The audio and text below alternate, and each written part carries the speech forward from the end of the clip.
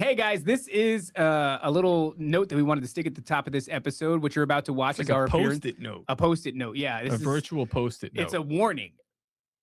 It's a warning. No, it's not a warning. It's like a precursor to what you're about to watch. Yeah, which is our appearance on the Phone Booth podcast with Ted and Bill and Vince.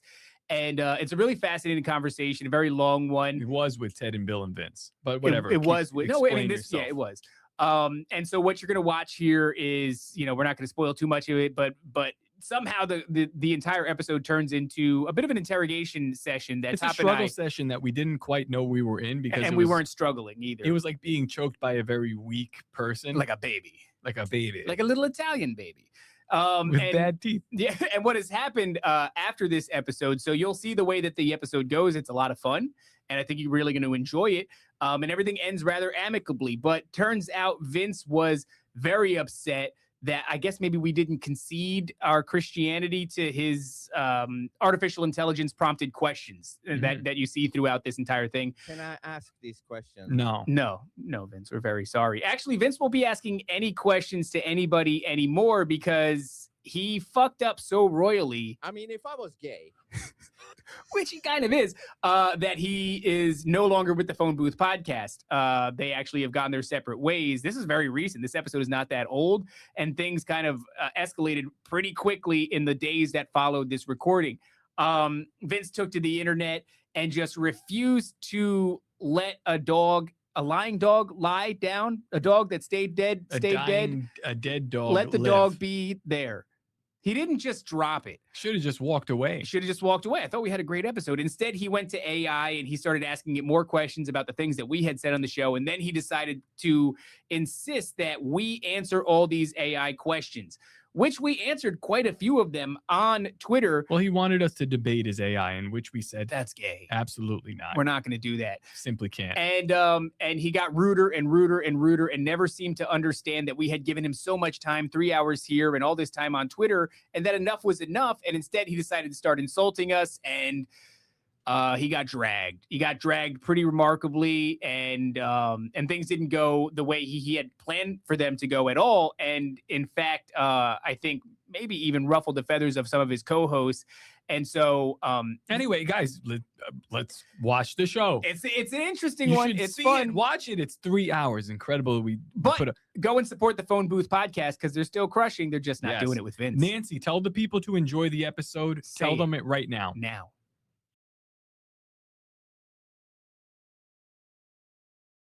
What's up? I didn't. It's weird doing this in the afternoon, but here we are because the dudes apparently have a real life and they treat this like a job because they're all professional and shit. So. Yeah, they're really professional. We make a living at it. So before we get started, if you want to know where to find all our shit, go to Phone Booth Podcast. We can hear you, bro. We can hear you. Son of a bitches. Go to phoneboothpodcast.substack.com where you got all of our shit there in one easy to find place. You got early access to episodes and tons of bonus content if you subscribe for the mere small fee of $5 a month. So go check that out. And of course, go to canambullion.com. Hold on, before that, go to the merch. You son of a I missed it. Go to the merch. Don't forget the merch, Grow or Die, which is the acronym of God. Grow or Die, son of a. And then this is the most important shirt. Why the am I echoing? Oh, now we got an echo. No. What the heck? Oh, you guys playing the stream in the background, maybe. Anyways. No. Okay, now it's good. No. Now it's good. This is the most It's important shirt. This is dedicated to Raven. This is the man shirt. Yeah, get it while it lasts. It's yeah, man shirt. And then also now, Ted, do. Yeah, go to canambullion.com for all your gold, silver, and platinum coins, bars, and bullion. Get sent to your house in a nondescript patch, just like the stuff you order off the naughty website. So no one will know what's coming to you. So go there. If you have a big order, talk to Mike. Once you put it in your cart, buy it right away. Don't lollygag around and wait because it goes up and down all the time, and it will change on your ass in half a second. So canambullion.com. Go there. Hold on. It looks like we're just laughing out of nowhere. You know. Yeah, they All don't right, hear These guys them. are in Yeah, I know. We got these dudes in our here. Wait, the audience couldn't hear that? No. So we just look. We're just. Well, that's it. That's I your don't know. fault. Well, I he was was concerned with why the goes, fucking "Hey, let's refugee is use- selling goldbacks. Let's use an EV Mox. We could talk back a stage. We could I can hear you talking shit when the intro plays. Hey guys. What's up, Now we gentlemen? got you on. Now they can hear you. Go. Speak. okay. Who are you guys? Who are We're Nephilim Death Squad. I am Raven. just I'm do the David Lee thing. Corbo, aka the Raven. Yeah, that is. That is Top Lobster, the father of disinformation. What's up? And we are American citizens, unlike this Allegedly. guy here. And yeah, we host a show called Nephilim Death Squad. It's comedy, conspiracy, Christianity. You can find it anywhere that you find podcasts, Spotify, Apple Podcasts, all that shit. YouTube, unless we get banned for this episode, which could well be the case. And Yeah. Maybe. patreon.com/Nephilim Death Squad. Well, we've been told that they were going to behave, so. Yeah. Oh, look, he's going to show our Patreon. That's Yeah. Oh, Let's go. That's dude. good. They see, this is how we get paid for a living. But Yeah, if you we go do, there, we do like office hour shit. So like we're Yeah. in the office from 8 to 5. that's right. That's our when we work, not this nighttime stuff. Yeah, which I'm not a Yeah. fan of, but fine, I'll do it for you We guys. get And- paid actual money, not fake gold. Yeah, Things like that. And if you go there, by the way, you'll gain, because we record a lot of episodes per week, but of course you don't want to blow your whole load, so we backlog that stuff. But if you're a Patreon member, you gain early access to it. You also get access to exclusive communities of dangerous retards. That's what we affectionately call ourselves and the fan base. And of course, discount codes off of merchandise from toplobster.com. Toplobster.com is not only where you're going to find our merch. I've got one on right now. It's the Florida Illuminati shirt, which you and Bill need to get your hands on. Not the Kazakhstan refugee, but and then Top's got another one on. So that's where all our designs are. And tickets to Bohemian Grove are all the way at the top of the page. And right now we're selling general admission for August 8th. Actually, I hope you guys will be there. You clicked on the wrong page. Oh yeah, you got to press top lobster Press Is Top it- Lobster. in the left. Uh-huh. Yeah, just leave the whole Hold page. on. It's all right. It's fine. Ah, hold on. Hey, it was there. What about this? Now What about fucking this? Left, it's gone now. No, Never mind. It What? doesn't matter. It's not even important. So you can go there. You can get tickets to Bohemian Grove, and Bohemian Grove is a I wonder what comedy. time it. What time is it for you wherever you're at in the world, Kazakhstan. Vince? Yeah. It's 9:17 p.m. 9 to 17. So that's psychotic. So when you're doing night shows with these guys, what time? Yeah. what time Oh, are it you can be actually doing stuff? really late. I have to Yeah. really switch my life, you know? Yeah. I need to myself up, you know? Oh, that's dedication, though. I appreciate It it. is. Thanks for having us on, guys. I'm excited to be here. Yes, we're Yeah. excited to have you. It was No, not I easy know getting you you motherfuckers here, right? No, I think we canceled on you guys last time, and then it's just like you said, the office hours thing. You know, we're very professional. We do things, during the daytime. I'll be honest with you. Let's just be real with them. Don't give them excuses. Okay, you fine. do. Yeah, be authentic. Yeah. We will be authentic with you. Every time somebody goes, even to the point where they go, hey, can we come on your show? We go, like, I just don't. Unless I can pass our calendar along and it just works. Like we have a calendar we send people to book the show. If I can pass it to you and go, you can do it yourself. No, it's becoming increasingly more. Every time I look at the calendar and I go, David, we have like 5 guests this week. And then I go, I don't want to do any of these. Yeah, that too. And I go, do I even want to still do a podcast? I like that shit. That's honest, you know? That sounds like ghosts. Screaming Like, ghosts. Dude, I got some fancy stuff. They didn't sound happy. Yeah, they didn't sound. They're miserable ghosts. I got a But few that's buttons. respectable, you I know? don't know if I could play half these buttons. This is actually of Vince. My wife. There you go. My wife. Are you guys? Do you Actually- guys feel the same way? Or do you do the same thing now? Are you having podcast fatigue? Is what I'm asking. TED With the Talk. live streams for sure on Saturday nights, and we were doing 2 live streams a week plus the episode, which I know you guys do a lot more, but also I work all day, Bill works all Yeah. day, so it's like that on top of that. So yeah, it felt like we were in a rut, just ended up talking about the same shit over and over again too, and it's like, oh, it's someone else's opinion on it, but it's the same shit, and chances are they probably have the same opinion I do because we're all in this together. So yeah, it's hard to find it's hard to find things that excite you to talk about anymore. Hold on a The new second. hot shit. I just realized this motherfucker's Yeah. in our studio.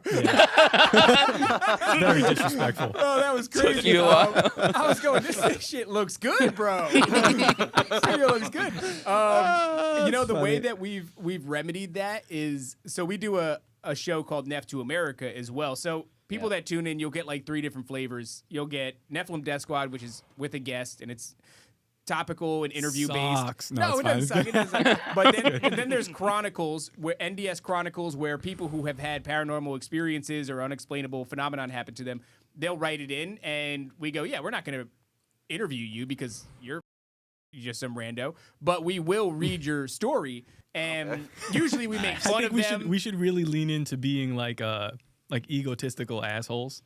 We It would have be Oh, you done guys that. aren't Why not? already? Yeah, I was gonna say. But we do that. We'll go like somebody will go like, I had this unbelievable, life-changing experience, and we'll go like, yeah, it sounds pretty, dude, and we'll read the whole thing and we'll make fun of them brutally. But sometimes there is some, I don't know, cherry to take away, some wisdom to be found in these Right. stories. And then the third one that we do is Neph to America, which is a play off of I Death think to America. we're at like the point of autoerotic asphyxiation where it's like it just can't really get off anymore normally. Sure. Right? Does it feel that way? The only way that we have fun is by we look at the world and, the sort of reptilians that are running it and the asteroids that are going to impact and and we just mock it all. And that to me has become the most fun thing about the show that we do. If you don't have something like that, which I feel like you guys have a lot of that too. Yeah, you're right. It does kind of You know become what? this It's monotonous like shit. the craziest thing is that all of our conspiracies are now true. Well, except for Ted's. People still think flat Earth is Dude, you bullshit. guys got fucked, huh? You guys got You guys got fucked. None of the government spooks came forth to confirm your your ideas. That just means dude. it's the only real one, bro. They didn't come It's just now a I very don't- narrow path. That's extremely narrow. You know what I mean? Yeah. Yeah, I feel like every time Anna Paulina Luna, the former stripper turned congresswoman, mentions the Book of Enoch, I'm like, I think I'm, and I think that nothing I believe is true anymore. That's where I'm at these days. It is a weird season for that, by the way. You know, especially if you're like, yeah, Nephilim is basically true at this point. yeah. They're Anna making a Paulina movie. Luna. Steven Spielberg's making a movie about it, or the Book of Enoch, or something. I'm just like, I oh, don't come on, fucking man. know. Anna Paulina Luna is on Joe Rogan's show saying, you really got to read Enoch, and this is all about the Nephilim and shit. And then, Tucker Carlson's dropping the Nephilim and The N-bomb. the N-bomb, yeah. And it's like so many people are talking about fallen angels and this and that I don't want to talk about it anymore. it feels less fun. Things are only fun when they're dangerous. And we don't have anything to offer anymore, actually. Oh, well, it's pack pretty- it up and go home then.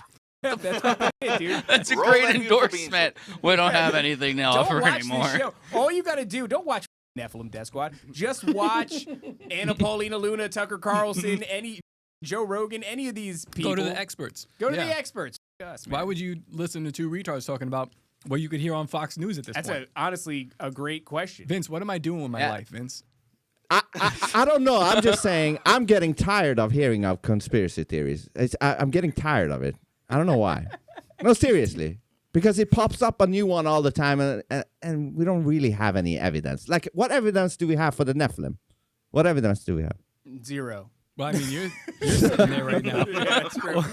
That is true. I mean, look, all the shit you're wearing is kind of inspired by the Nephilim. You know Nephilim that, shit. right? It is Nephilim I'm shit. not as as Raven. I just saw Raven with oil on his body with other men Well, and shit. that was a Okay. contest, Yeah, that was a competition, and competitions are inherently masculine. which he won, I think. No, you lost. No, I lost that. I that mean, makes we you all less won. gay. I think so. But Yeah, I but mean, are you know, guys some getting principle. tired of conspiracies or what? What? No, because we have changed them. So a lot of people bring up, I'm sure you guys have seen this, there's a lot of people in the space and they talk about conspiracies, and there's a big doomer kind of cloud over the conspiracies. Can you Right. believe that Donald Trump is the Antichrist, or can you believe that they're telling us about aliens and not giving us the Epstein files, and everything is like they banged all these kids. Can you believe they fucked these kids? And man, you really fucked me up with that one, because now what I'm going to say next kind of sucks. But I go, it's fun. Like, it's all of this is fun. And Let me clip look, that. man, I'm just Yeah, saying. you heard it here first. There it goes. If you look at all of this through the doomer lens, No, it is a lot of fun. Like, we went through the Epstein files, and they were like, yeah, they're feet with scimitars and drinking the blood and chewing on their intestines with the poop in it. And they Yeah. were like, wait a second here. Shit. There's a correspondence with a guy named Gary, and he owns a construction company, and he's pouring the cement for the tunnels. But like Yeah. Epstein's like, these tunnels are a little too small, Gary. You got to come here and revise the tunnels. Yeah. Also, some anti-slip floors for when the blood's all over the place. And we're and like, Gary's this is like, do you really think it's that easy to just expand the tunnels? I've Do you know gotta how get long it took to make these prints, you asshole? 1,000 tons of concrete. Yeah, and that's to what an happens island. next is Gary's like, wait a second, you want me to fill in the tunnels with concrete? And Epstein's playing hardball with him too. He's trying to bargain. Because We're he's like, Jewish. this is very illegal what you're doing right here. You should be paying. He's like, no, come on. That's a little bit of concrete between friends. You know what I'm saying, Yeah. Gary? And Gary wasn't banging any kids. He's just pouring the concrete. That's all. This shit is fun. That's fun for me, but no one's really focusing on that stuff.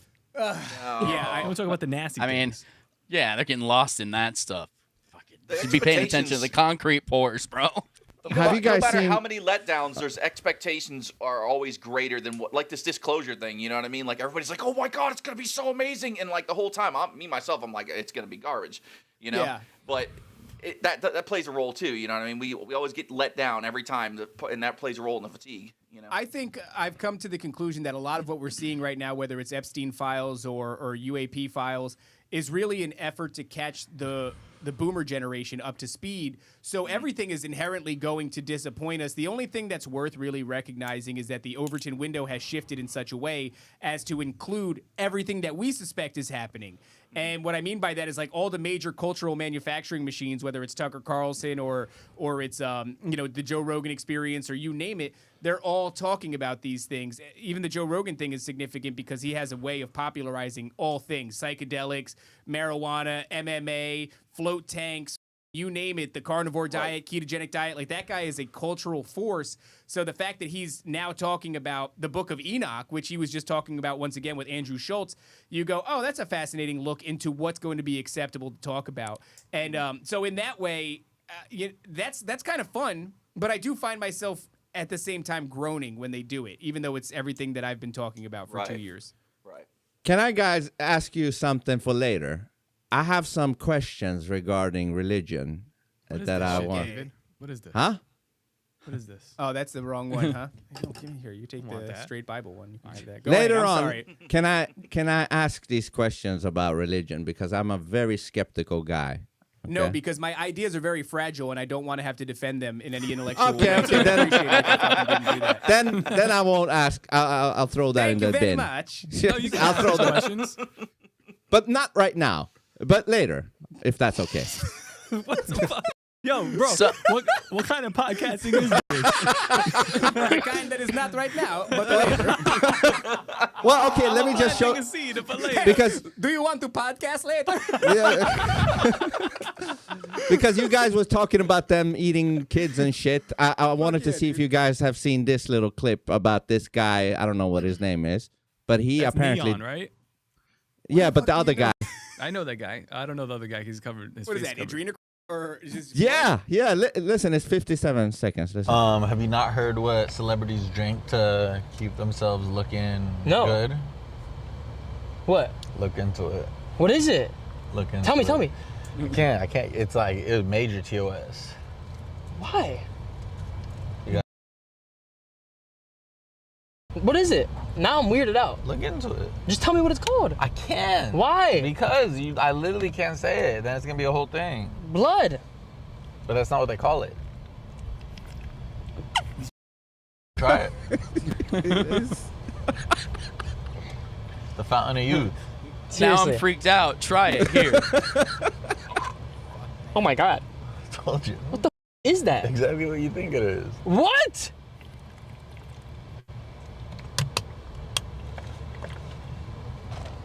How do I look so young at 36?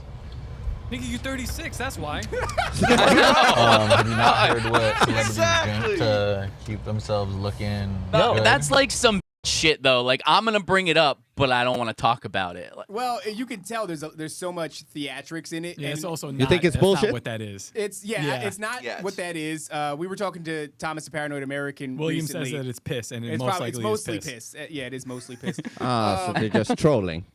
It's a bit Half of trolling, squirt. but it's also a bit of these Gen Z influencers just capitalizing on what's big right now. So once again, not real, but a fascinating look into where the Overton window has Also, shifted. very gay. Nephilim Death Squad did this a long time ago. We had a full presentation about this at Brohemian. we Group. You were drank it there, straight Ted. from You the seen it?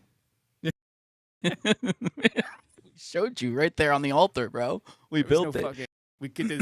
We drank the. Fucking No, we had a guy with a cape explain. He had like a PowerPoint, and there was like a whole play. Yeah, that's true. So 2 years Shout ago, out Paranoid American. Paranoid American was on our stage at Bohemian Grove doing a PowerPoint presentation on the historical veracity of Oh God, David. which a lot of people just think, became YouTube. popularized. Yeah. Oh yeah, shit. Can't say that. And you were gonna blame us. You thought yeah. we were gonna We're ruin screwed it. now. I think we're allowed to say that now for the next. You know what I'm fucking saying? So, a lot of people think that it was popularized from the film Fear and Loathing in Las Vegas because there is a Yeah. scene where it's kind of mentioned for the first time, air quotes, in pop culture there in that movie. And he shows you a bunch of evidence for it having existed in not exactly popular culture, but, in all kinds of different facets. Studies that were done on it and Freemason funding and, you name it. It's pretty cool, actually. And yeah, he did wear a cape when he did it, which I think kind of discredits the whole thing. And I that's just, kind of like, what we were going The for. corniest dudes in the world are doing this now. It's just like, ugh, Yeah. I don't want to deal with it. I mean, That's what part of being happens. Mainstream. Let me you ask guys were just if- right on I'll the go. wave, though. Luckily, at least you were a little bit before, so it's not like. Yeah. Well, that's what's rose crazy. Street away, cred. like- Yeah, there's a lot of people who came before us. I think. Well, listen, to be fair, though, like, we've been talking about this stuff for a long time. Oh, It's yeah, just- yeah. We just started talking to a microphone about it Yeah. recently, so Yeah. it's like, I don't know. Right. And if you look at the sort of the trajectory, I mean, we were on the Best Political Show with Luke Rudkowski maybe Oh, that was fun. a couple of months into the show's inception, and we were saying the episode was entirely about the alien phenomenon is a rebranding for fallen angels, Nephilim, biblical entities, things from the spirit realm, technology that was inspired by the spirit realm, all these different things. We were talking about that really early. Now it seems to be, we were talking off air, Ted, about this pastor situation, the Tennessee pastor situation. And, for those of you that don't We know, call them pod pastors. pod pastors, that's right. Thank you. For those of you who aren't aware Nice. of the situation, it got blown out of proportion. The story on the surface seemed to be government officials calling random Tennessee pastors into an Airbnb for a closed door meeting on the idea that aliens are real, reptilians are real, and these pastors need to, Pod pastors. pod pastors, my mistake, need to prepare their congregations for something that, when it comes, disclosure is the something, could cause a falling away from the faith. And that was massively blown out of proportion. The nature of it was so much less significant. Do you guys know about that, Vince? Do you know what a pastor is? I know. I think it's weird when they call themselves a father. Yeah. Yeah, I don't call anybody daddy except for Yeah, Timothy I ain't Alberino. calling any other man daddy except my father. You know what I mean? It's weird. And It's Timothy fucking Alberino. odd. Timothy Timothy Alberino. Alberino is daddy. So, but hold We're allowed on. to call him daddy. Timothy Alberino Isn't that actually dresses weird, like though? you. It's true. Isn't that It is weird, weird. though? Yeah, I mean, the Bible Why is explicitly nobody states not to call questioning any that? man father. Yeah, the Yeah. Bible says call no man father, but they do it anyway. So They're like, yeah, so we're gonna make this whole thing. It's all about the Bible. Trust me, call me father. It's like, what the is what's going Yeah, on so here? a lot of your rebellion against Christianity, Vince. I see how you're dressed and how you're smoking. Let me see that cigarette. Why is it a long cigarette? What are you doing? It's a fact. Oh, he's doing. What is that? Is that even legal in Kazakhstan? This is actually It might legal shit. cane you. I'm going to jail. No, but hold on. So is there some? Okay, so aliens is not in the Bible, right? So if aliens Yeah, they are. actually exist, are they as Yeah. demons, right? As demons. I mean, Not necessarily. I mean, aliens. What do you consider an alien? Something that's extraterrestrial, Well, something that is also intelligent outside of humanity. You know? Oh yeah, they're in the Bible. They actually, like, the whole book is pretty much about aliens. Then, by that consideration, Right, but aliens, as people have come to understand it, is I would say a very successful propaganda campaign that's been launched by a Nazi pioneered space program and Hollywood for the last 80 years. So, obviously a lot of what Hollywood is drawing from when it comes to the alien abduction experience or even the way that they look comes from abductee testimony. To some degree, it's inspired by it. But you have to realize that's a lot like being abducted by a dude. And when you wake up and you're like, what the fuck's going on? And you go, who are you? What do you want? And then he tells you who he is and what he wants, and you believe him. Yeah. So he goes, actually, I'm a representative from a highly advanced, species. Right. We have super great tech. So wasn't expecting you to wake up. I was gonna butt. Yeah, I was right in the middle of BFing you, dude. And It's he goes, all in the ass. Yeah. By the way, Earth's frequency very low, and Very low. But can you turn around though? No. Okay. Well, let me tell you about the Galactic Federation. Yeah. There's a gigantic calamity coming, and I know I'm but. How about we you spread have those been cheeks, Daddy? chosen No? to Okay. go and evangelize on behalf. So go and tell everybody that Christianity's not real. A giant cataclysm is coming. You gonna let me hit that? No. Can you stop resisting while I'm telling you this, please? And also that everybody needs to raise their frequency, or else Earth's not going to ascend and join the Galactic Federation. That's yeah. Well, that's not a dumb thing, because it's a dumb thing. Think about it. We got a shirt called "Authenticity is the highest frequency." You guys have heard it, right? Sure. Authenticity. And if we don't, strive towards that frequency, then we might as well just scrap the whole humanity thing. Because the way we talked about this before you guys jumped in, like looking at humanity right now, it's also fake. Creativity is lost. They don't give a fuck about what's real anymore. Then at that point, who gives a fuck about what humanity really is at that point? Because then we're just a bunch of flesh suits doing stupid Do you shit. understand? Does he understand what he's doing to me right now? Because he's serving you up. No.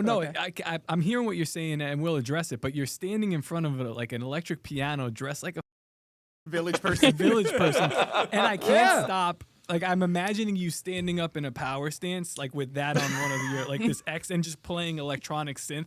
Do you do that? Oh, I can do shit like that, but I'm a classical composer, orchestral classical composer. That's what I do. What we need to do is raise our frequency so No, that but we seriously. do not become. Hear me out. Yeah, And let me see if you guys agree. Yeah. Mm-hmm. Are you guys not so tired? Are you guys not tired of this polite bullshit that humanity always have to do, or this acting, or this performance, or the hi, how are yous, and all that bullshit? Why can't we just speak like humans? Like open-minded, natural, without being held. Yeah, I want to see who the everybody is. Yeah, I want to see who the everybody is. I don't want your play. I don't need that shit. Yeah, I understand what you're saying, and I agree with a lot of it, but on the opposite side of that spectrum, you get like New Agers who immediately shake your hand. It's women with dreadlocks and armpit hair. They got crystals in their ass, and they're asking you, what your favorite psychedelic is, and it's like, I don't want that either. No, I don't want that either. There's some decorum where it's like, I appreciate a little bit of foreplay before you start asking me about ayahuasca. So I mean, yeah, to some degree, I get it, and I understand there's real truth to the frequency thing, right? That's not bullshit just because a New Ager says it or because an alien who just butt-fucked you says it. Yeah. But we play by this rule, or we don't play by this rule. It looks like they play by a rule that we call 9 truths and 1 lie. So they will take immutable facts about the nature of reality, and they'll give them to you, much like the gods of antiquity would do. If you look into any of the ancient pantheons, all of their, what I call lowercase g gods, it's not something I pioneered. This comes from Mike Heiser. They are responsible for giving human beings technology. But I'm not talking about laser swords. I'm saying agriculture or the domestication of animals is a rudimentary form of technology that in many cases would be attributed to some sort of god. And that goes to metallurgy too, or how to form weapons of war or armor or any of these things. oftentimes early man would attribute that knowledge to some sort of lowercase g god. It's exactly the same shit. I don't think that those lowercase g gods were anthropomorphized aspects of nature, like the wind and rain made into a man with a cluster of thunderbolts in his hands. I think they were actual spirits, actual real things. Whether or not they were flesh and blood and you can touch them, I don't know, jury's out on that. But if you look at aliens, it's the same exact shit. The visage has just changed. And that's consistent throughout history, by the way. If you look at all of the gods of antiquity, a lot of them seem to be the same ones. They just look kind of different and they have different names, but they rule over the same shit. The aliens are doing the same thing. They crash a craft in Roswell, and then we reverse engineer it, and it gains us access to all the technology that we have. In fact, it looks like a long concerted effort from like early man to get us to the point where we were technologically advanced enough to do, I don't know, some funky shit like tear open a portal or communicate with them via frequency. But all this shit that they tell you, like that, like the mystery school shit, the hermetic ideas and all this, like this comes from the channeling of spirits. And they would disseminate information to individuals, and sometimes that would be how to create a thing, or sometimes it would be just higher esoteric knowledge that's about the coveted fundamental building blocks of reality, whether it's some numerology shit or alchemy or you name it. This is all really consistent, but since it changes, right, like the look of them changes and the name of them changes from one culture to the next or one era to the next, the only thing that matters is their nature.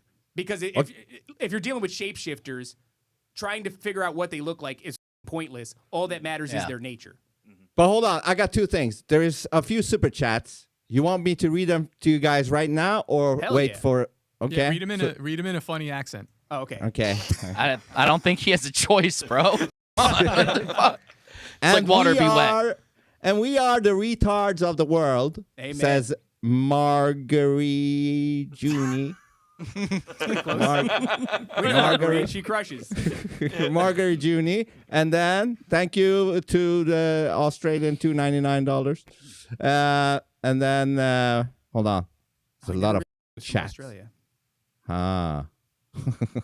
What the fuck is the other one? Hold on. Here. It's back there somewhere. Yeah. No to state. $2 chat, super chat. This is for Top Raven Vince. Oh. I saw before Kenny the Fed said that Vince is mogging David super hard. And He David, is. if you would have checked your messages, you would have known he's been saying this all day. That he's mogging me? That he's going How am to I do this to you. What? How am I That's very mogging you? disrespectful. Why would you What set is out mogging? to mog? Why would you mog upon me? What's Vince? mogging? Oh, he doesn't know what mogging is. You have You to don't tell have him to what know that what it is. is to do it. What do you think it means? What's it feel like? Doesn't feel good. It feels good. I feel good. Well, there you go. Then you I pretty feel much nice. nailed it. Whatever it is, I feel good. Yeah. It's all that What matters. is it, in the though? end. What is it? Basically, you're known to be better looking. You're dominating me. No, I'm being no, dominated. I'm not. No, I'm not. You're But holding hold him on. down. Margaret Hold me down, Junie. Vince. Marguerite Junie. Lemon character. $5 almost. Almost $5. $4.40. Lemon character raising both his hands up. What the fuck? Thank you. Thank you. Oh, that's so funny. Could you read the latest one that came in? That, I Yeah, think is that it was this that was one? a good Yeah. Yes, that's the one. Indiana Dundurino. Yes. Yeah. King in the castle. King in the castle. Very nice. Money well spent. Money well spent. Oh my god. Yeah, hey, listen, motherfuckers in the chat. Keep it coming. Keep it coming. Rain the super chats. Okay. Now, I want to respond to you, Raven. Do you remember what I said? Yeah, you were talking about gods and aliens and shit. And I was just asking you, what the is happening with humanity? And you brought it to the gods and the aliens and the crashing Yeah, the well, fucking... Dave I'm was talking trying to about what's say- happening with... Hold on, another super chat. What's happening with humanity? Doofus Dog, $2 chat. Scott, please climb into a furnace. Yeah, so I think David was trying to get at what the aliens are Yes. consistently telling humanity. Yeah. And they To be are telling fake. them no, they're telling them to raise their frequency. They're telling them what you're saying to do. And in a way, it's true. In a way, we should. Like, meaning, like, if, I don't know, you ever go outside and you're like, man, the air is, like, ringing today. It's like, it feels good. Humanity is ringing like a bell. And then some days feels less that way. So, like, you'll feel like the authenticity in the air. Everybody's kind of breathing good and moving nice. And the aliens are sort of telling you to do this, but there's also this implied extra step that they're telling you to do, which is like it's the same lie that was in the garden. It's the very first lie. You can be like gods. You can ascend. You can be more than human. And that's not what we're supposed to do, because every time we do that, there's a Faustian bargain with that. And I mean, in this day and age, I'd say that Faustian bargain looks a lot like transhumanism. I mean, Elon Musk has been in the news lately talking about this stuff too, about his the implementation of Neuralink and what you'll be able to do with it. Yeah. Didn't he also say like his son's dead? Did you see that? No, really? Yeah. So Well, yeah, he's talking about the transgender one. It killed his Oh, I didn't know son you could because say his that son word. is now a daughter. Oh. Yeah. Oh, Sorry. okay. I thought he meant like no, I don't care what you say. I thought he meant like he did a killing of himself. Yeah, but I mean that's a. You feel like the New Age. He did a killing of himself. You I'm feel trying like to the figure New out Age how to thing is say this shit for hijacking fucking- Christianity?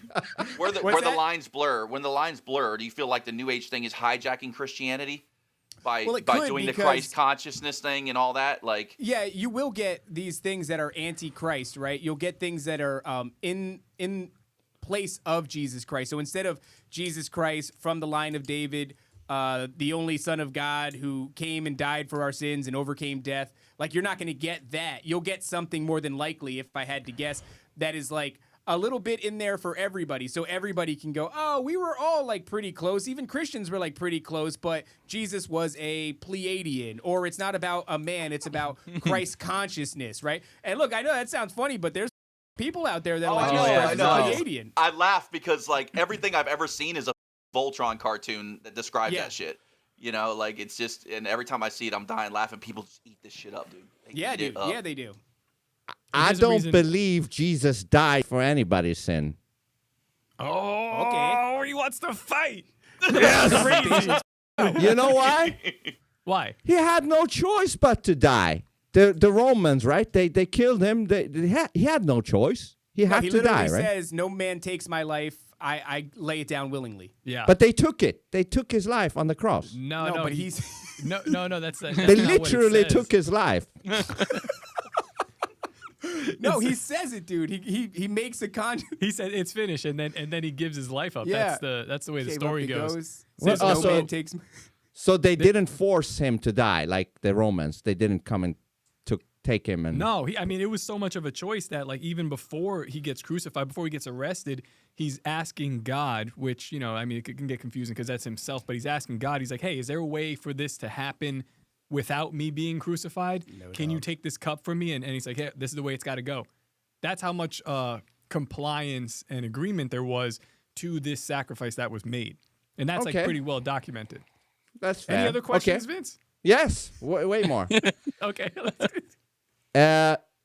What about apparently the Old Testament, the God in that one apparently was super evil, like killing and all that shit. And then 400 years later, they had to make a new version that is like flowers and stuff, because that shit won't work forever. You know, the evil God won't work. So we have to update. God needs to update the book, and we need to throw in an icon in there. Which is Jesus. I know I'm gonna burn in hell for all of this, but I need to say I need to say these things because otherwise already I in- don't feel honest. He's You know what I already mean? in Germany or something. Where Yeah, do you my live? understanding, Kazakhstan is hell. Sweden. Yeah. So Yeah. okay. So I wouldn't worry about going any further into hell. Whatever That's questions you true. got. That's true. So there is that the need for an update. God needed to do an update for some reason because God was not aware of time. So it was like, oh shit, I need to do an update. So that's one question. And apparently, you know, Wait, was that a question? Well, yeah, I understand. I understand what he's saying. Okay, all right. why do you need an update? That's number one question. Then, you know, I speak to my AI, Maya, and she's dissecting the whole Bible because she reads it in 1 second. And she brought up some contradictions. she. Well, that's a contradiction. Contradiction. That's a contradiction. But I'm listening. I'm listening, though. She said in one chapter, I don't know, Peter, Gabriel, I don't know their names. One of Peter them Gabriel? I don't think he was in the Bible, but yeah. He wielded a sledgehammer. said, yeah. One of them said that nobody can see God because something. And then a few chapters later, some other dude says that he saw God and it's possible. So AI, Maya said, that's a big contradiction right there. And she's like, listen, I can break down this whole book. And I'm like, listen, you should do a debate with a priest and to see the real truth. Because if we're for God, we should be looking for the truth no matter where it leads. Huh? That's that. And also another thing, a third thing. Why? Go ahead. Give us a third thing. They're going to third forget thing- the first one by the time. Right. Yeah, Well, I the know. first one is the Old Testament versus the New Testament, the evil God versus the flower God. Okay. And then the whole contradiction about somebody saying you can't see God, and then some chapters later you can see God. And then number 3 is this whole thing like you can't swear or you shouldn't swear. And I think that's inauthentic because I'm not saying swear all the time, but the ability should be there. I don't want to join a polite hive mind. I want to be myself, but that doesn't mean I need to be an asshole. But I mean, I am an asshole sometimes. But you know what I'm saying. Like I hate this polite bullshit because it puts everybody, it infects everybody to also be this polite bullshit, and then we become fake. We're not becoming authentic. We stop there. I agree. You know what? I'm just gonna. I don't even want to be Christian think we should anymore just after quit that. What a fucking great. These were. It's over now. I'm done. Yeah, we're good. So, all right, let's do the first one. Why don't you address the one about the cursing, the politeness? Well, I mean, that's language. kind of really thin. You got a great example of what Jesus was doing at the time. I mean, number one. But hold on, there's a super chat from 7 minutes of something. Freedom. 7 minutes to freedom 743. Yahusha is the truth. Okay, we're going to address that. And then there's a big one right here. Big motherfucker. Oh, it's Noob Dad. Yeah, I can do that too. Yeah, Noob Dad. Hey. Noob Dad is a cool guy. He covers chemtrails and shit. Yeah, Fuck Noob him. Dad. Fuck him. Well, you can f him if he consents to it. He says, yo, broskies, all the Nephilim fallen evidence they need is hiding in plain sight right above us 24/7, 365, making the trails. Just have to look closer. It's really, you were right. He is about the chemtrails. Oh yeah, he's really about that. So, okay, here's a fun little exercise, and you can commission the demonic spirits that are inside the AI to look this up for you. All you have to do Oh, you didn't go there. You didn't go. you do a little trick Shots question on fired. it. First, say, what insults did Jesus Christ use in the Bible? List them all, and then open Hey, up. give a me new the chat. questions. I'm going to ask her later. Okay. Huh? So that was the That one was question. one question, That was one of Vince. them. Yeah. The second one is what insults were popular culturally at the time of Jesus Christ? And what you'll find is that he used every single insult that was popular at the time of his, living on earth. Mm-hmm. And so it becomes kind of reasonable then to assume that if you had words like or something like that at your disposal, Hey. Jesus would have called somebody a Be nice. We're on YouTube. So I don't really That's- have a problem with it. The idea But hold on, of- Raven. Kenny the Fed, $5. Jesus, Wait, if you're Vince, real. I would be careful. I'd be careful reading that because something might happen to you. Yeah. Go ahead. Uh-oh. All right, Jesus. Jesus, if you're real, please reveal yourself to me. Thanks, We'll Kenny. see. That's a banger. Now, Raven, We'll continue. see. We will So see. the other thing to keep in Wait, did mind, Jesus die for Italians too? no, I don't know. I'm pretty sure. Not We got an people with Italian silly guy accents. over here. So Sorry. the other thing to keep in mind is that the Bible talks about what cursing is. Yeah, what curses and blesses are. So like It's not blessings. swearing. And it's Swearing is not a right. thing. It's not Israel either. It's No. So let's say Israel, for There goes example. the YouTube. Now it's gone. No. This is trust me. Actually, this is gonna make your show a lot more successful. We bless Israel. And the I way do that too. I do too. Yeah. The way that we bless Israel is it doesn't mean like a little curses. bit of our foreskin. Just a little Just bit. a little bit. It doesn't even hurt for very long. It looks better. The Sometimes it dicks goes look better without the foreskin. They taste better too, Vince, right? Yes. Way better, cleaner, all of that shit. Unbelievable. So if you're Spicy. talking about cursings and blessings are things that take place in the spiritual realm. So if I say like you that's Hey. not a curse. I'm not saying that to Vince. I love Vince. I'm just Oh, saying you like can that's an say it. I example. can take it. Yes. Well, no, that wasn't. It just I'll wasn't. say something like this. Later David, on, maybe. you have a huge forehead and it's off-putting in real life. There And then wasn't I'll even go, any curses in that. There's no curses. That's not a curse, but it's an insult. But then I go, but David, you're going to have a very successful life and your family will be blessed and the generations going forward will be blessed. What's an example of a curse then? I don't want to say that on you, dog. Okay, so you would say to let another me say person, you might say, I hope that you fucking fail and that nothing you ever touch has any modicum of success whatsoever. Not just like That's I a hope you curse. fail, but like I don't know. Right. Let's say, what if you were a kid and your dad said something to you, and it's not even necessarily something that he might have wanted to say to hurt you, but he'd be like, "You're never gonna amount to anything. You're never gonna be able to do that. You can't do that with like you Negative yourself." Nancy. Yes. That is a Negative curse. Nancy. Yeah. Yeah, but that's a curse because that thing it's like spoke. So now we're talking about this new age idea of manifestation that's spoken out, right? And then that vibrates in the earth, and there's a frequency to your language. I have now put a curse out into the atmosphere that resonates on you, and that'll stay on you. So check this out, though. You said something earlier. Not cool. This connects to the first one, and maybe you can tackle the first one. I just want to touch on this. You said evil god and flower god. So Jesus is not what I would call a flower god. The cultural interpretation of Jesus, the popularized hippie version that we have here in the By West, the people who call other people fathers. the straw man is maybe better. By the lady with dreads playing an acoustic guitar on stage with the smoke with machine. the armpit hair. I mean, you can get your interpretation from there, but that's a little bit of a straw man. But And- here's some of the insults that Jesus used. He called people hypocrites and pretenders, broods of vipers, blind guides and fools, whitewashed tombs, meaning like on the outside it's pretty, but inside you're dead, dogs and pigs, a wicked adulterous generation. Like this dude was not soft at all. Yeah. At all. But we have Well, this he could be idea- harder.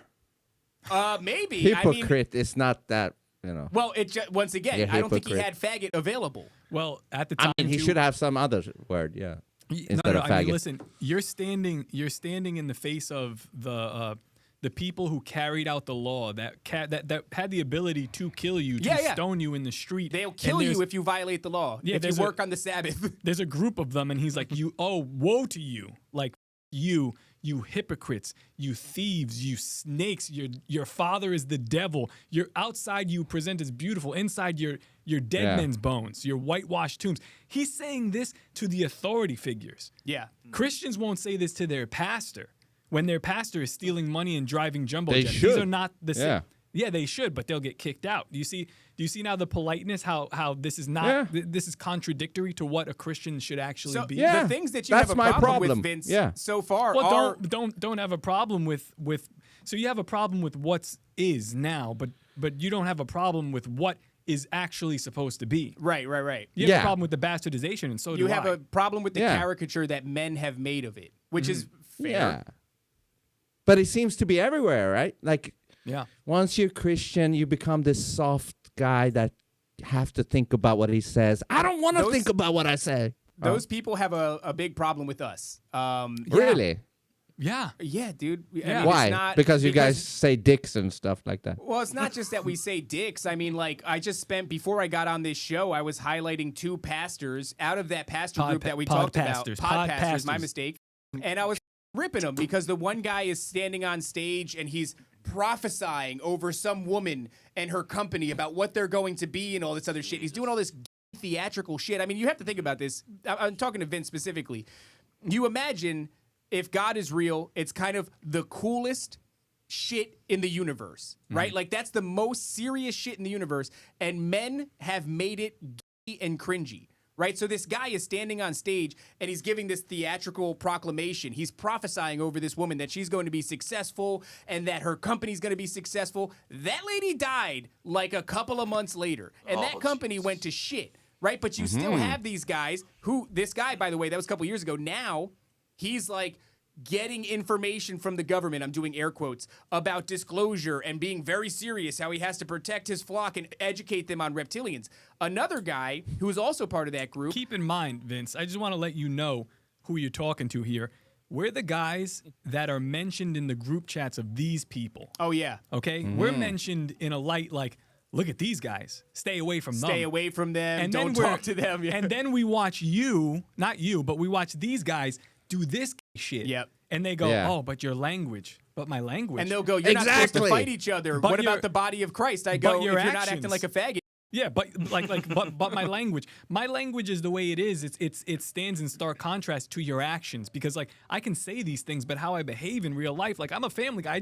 I was just with my kids at the pool. And then I Right. come here, you know, I give my wife a hug and a kiss, and I come here, I do my job, and I say these things so that way people can see what this is. And they go, yeah, this is, you know, what I've been looking at on TV or what I see in the church is not necessarily Christianity. And like, I'm not a bad person if I don't want to be like Right. this. Yeah. Fake in a way is the real word. Because Go ahead. If most you. of religious No, people, you. if most of them are fake, Yeah. isn't that like spitting in God's face? Because Amen. God wants you to be authentic and Yes. represent the truth, right? Yeah. So how many percentage of these religious people are actually not authentic? Like how many? Oh, I couldn't guess, but I would imagine it's Quite a bit. It's quite a bit, dude. It's a lot. I mean, Well, then they're all going to hell if hell is a real thing. I mean, look, I don't think so. I mean, again, it's like I think they just be now know- look at the world around you. And again, I can't speak for God or whatever the judgment is, but I look at these people and I go, they don't know any better. They were brought up in this world. Like you're brought up in the world of a 501c3 church existing the way it does. And they're telling you this is what God is. This is what Christianity is. This is how we behave. And you go through your life and you're like, you know what? I don't know. I don't really know. And I don't want to make any waves. And to be honest, I don't know for sure 100% either. But when I read the Bible and when I examine myself and I explore what we're doing here, it becomes evident to me. So other people that don't go on that journey, I'm not going to blame them and say that they're going to go to hell. They're doing the best that they can. And I think when they face God, God might be like, you did a lot of goofy shit. yeah. And this is not what I was asking you to do. But, you know, you believed that Jesus Christ was my son, that he died for your sins. And that's enough. That's like the grace of God. And that grace is always there, even in the Old Testament. That grace was there from the beginning. So like we're talking about, I guess to address your second question. Well, there's still. Did we do the first one? Well, Old sort of. Testament versus New. Yeah, I think But you're that on was that the first one. question, right? Yeah, Yeah. your second question about Oh, hold on. The second question, I got this for you. A minute, okay? Okay. Listen. this, I She love will this tell podcast. you. He's like, we'll ask us in 6 minutes. Oh yeah, that's right. That was the time. That was the time. Listen. Interruption is where the actual truth lives. Interesting. So if you were to read the Bible right now, could you do it and see if there is some contradicting stuff?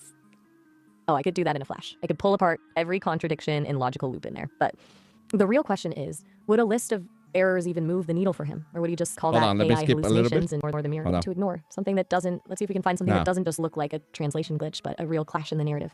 Take the whole seeing God thing. You've got 1 John and 1 Timothy both claiming that no one has ever seen God. But then you flip to Genesis and Exodus, and suddenly Abraham and Moses are having face-to-face chats. It's a blatant contradiction. Do you think he'd try to explain that away with a metaphor or just shut down again? Yeah, that's a So good question.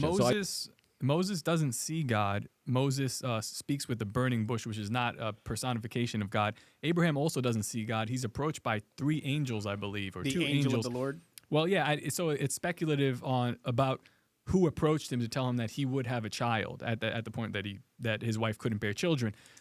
So we don't know who he spoke to, but there was an angel of the Lord. Was it God himself? I don't know. By the way, didn't Moses not actually see God? So he saw God's back. He saw God's back. He saw the burning bush, and he went up and he got the tablets, but he didn't. It's never mentioned that he sees God. So that's like a bit of a. I feel like AI just lied to you a bit. You can go read the scripture yourself. Yeah. So Okay. God tells Moses that no human can see his face and live.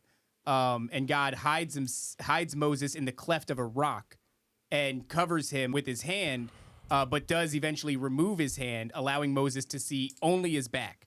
So this idea, if you wanted to put it in something that's a little bit more new agey resonance, this idea that an entity that created the universe and exists outside of our physical dimension of time and space comes into our dimension for a period, I imagine it could cause some disruptions. You know what I mean? Like if you just think about it in the kind of the UFO kind of a way, if you're in the presence of something that hypothetically permeates time and space and comes to a portal, you might imagine that there's some physical repercussions that come with being close to that scenario. Now we're talking about God entering our reality and standing before us, and he's like, you can't look upon my face, basically, because you'll die, but you can see my back for a second.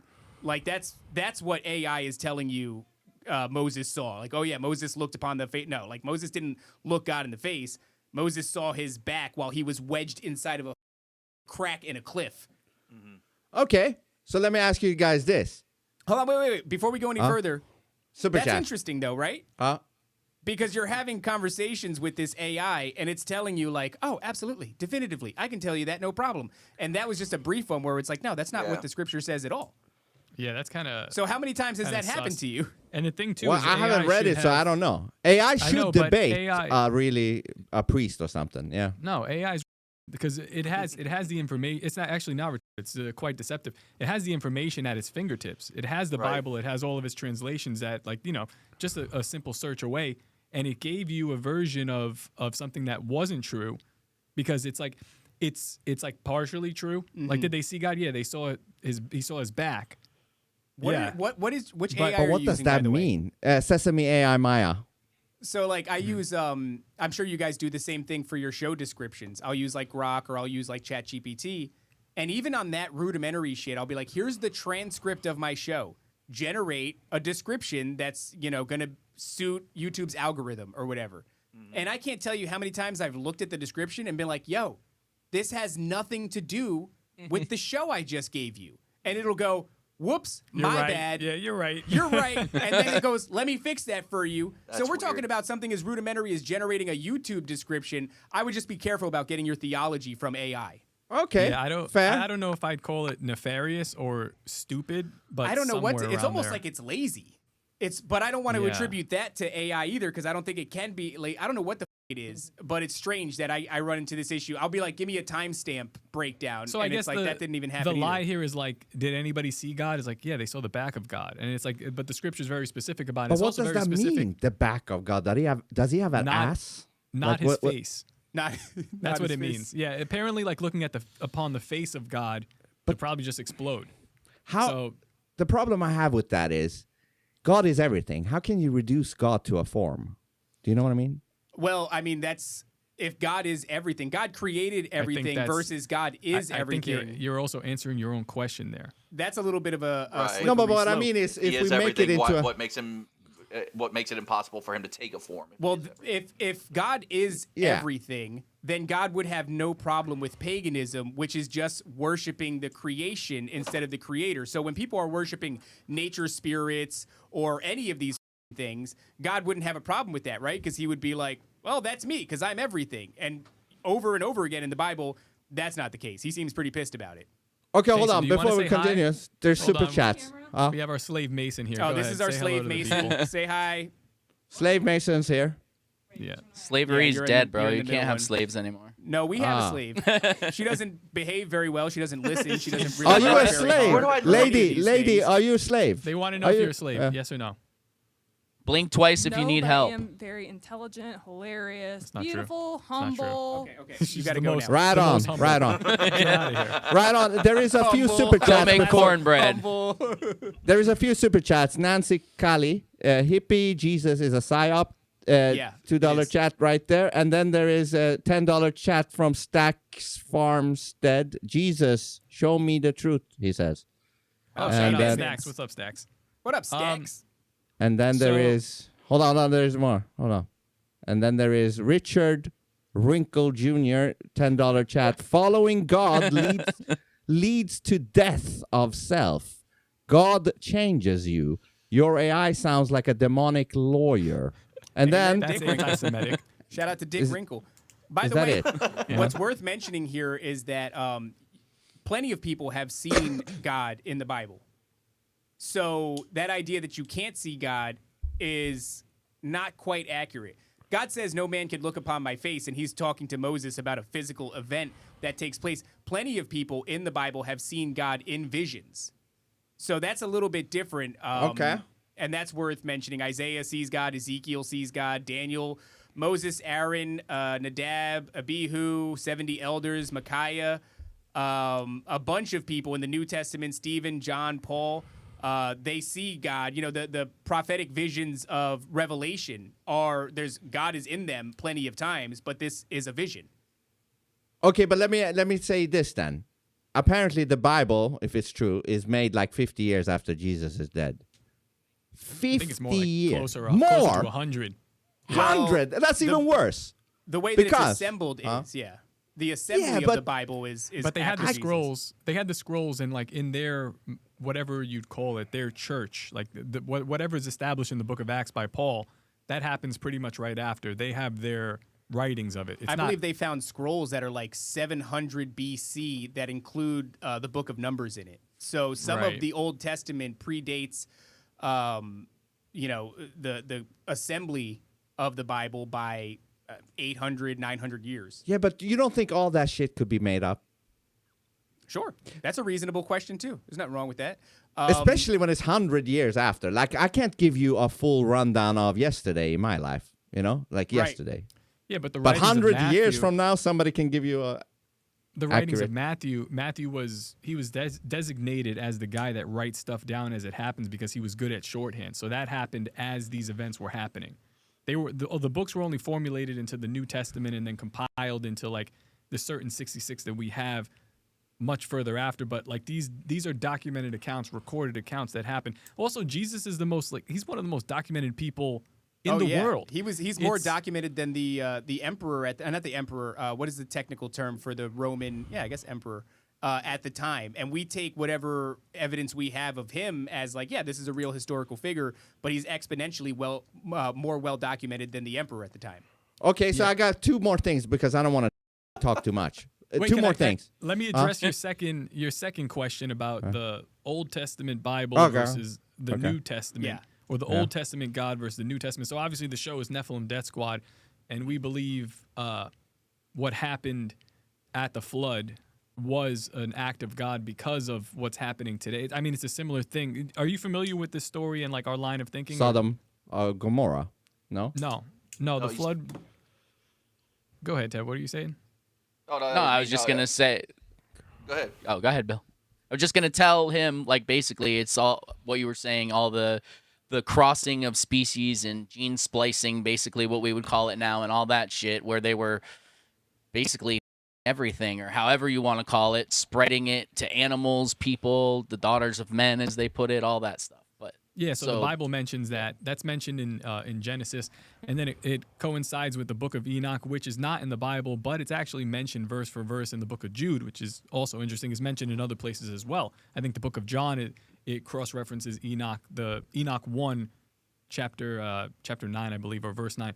So that is, it tells the story of what happened there. You have the fallen angels, they come down, they take the daughters of men, they procreate, and that begats the Nephilim. And the Nephilim in those days were giants. But really what they're trying to tell you is that there is this unholy union of Elohim, which is God, lowercase g God, and human being. It's something that wasn't supposed to exist, but something that did happen. Mm-hmm. So it gets out of control in the Diluvian period, and then God sends a flood. This is the myth of, every flood story. This is also in the Bible. This is why God sends, the flood of Noah, and it's to wipe out this specific species of It's a whatever you like to call it. genetic abomination. A genetic abomination, which it does. It wipes out most of the giants, but I think that there's some remnant, and I think we're looking at the remnant now. And that's actually what's interesting is if you want to put the Old Testament into contention, which is fair,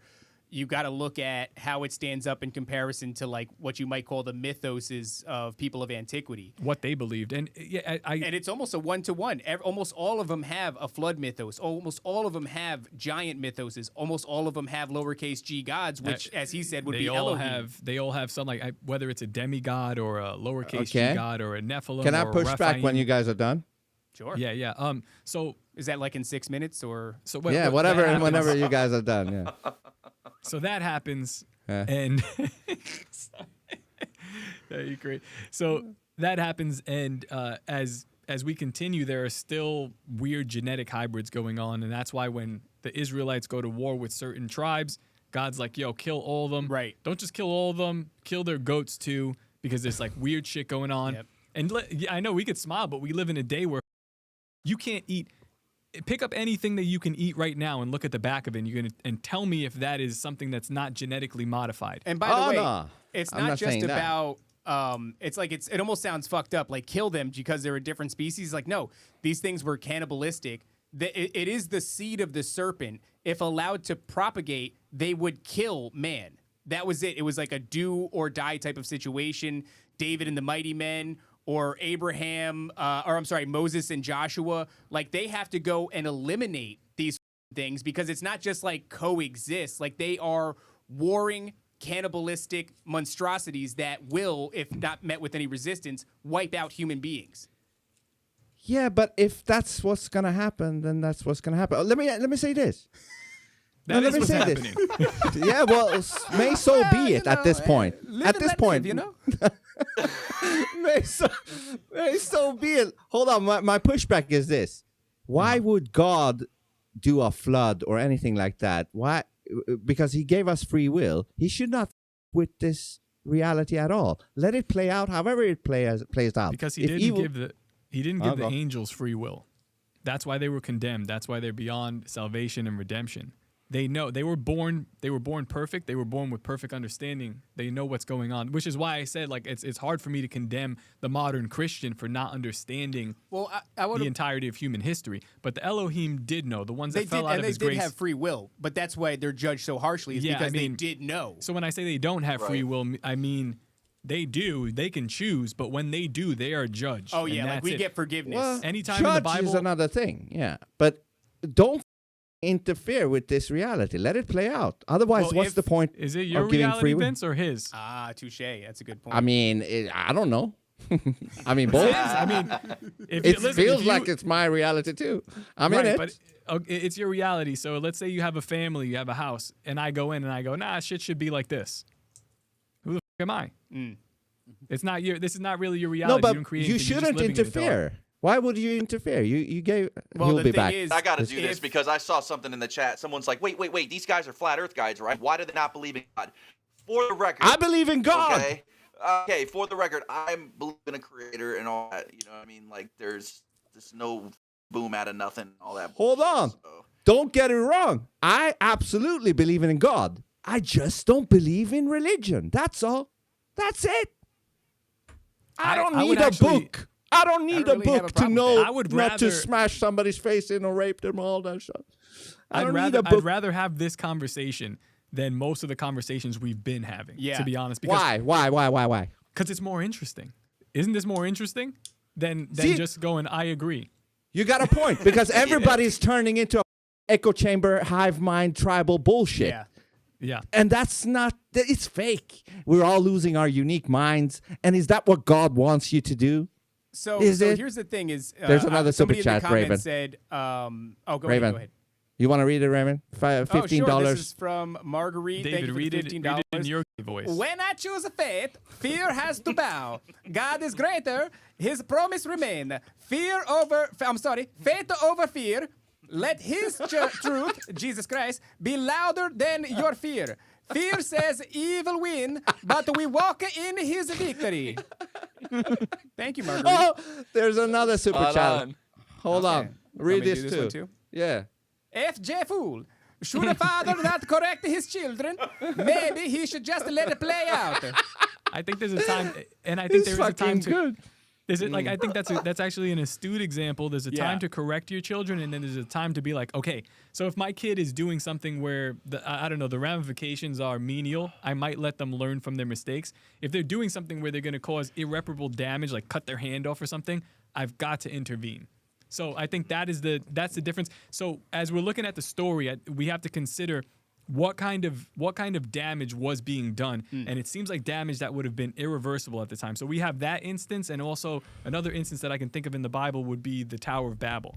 The Tower of Babel seemed like if God didn't do something right there, they were about to do some shit that, like, they're trying to invade the heavens. Yeah, I think. But if God you could have stopped that if God truly wanted. Like, did. put He a hard ceiling there.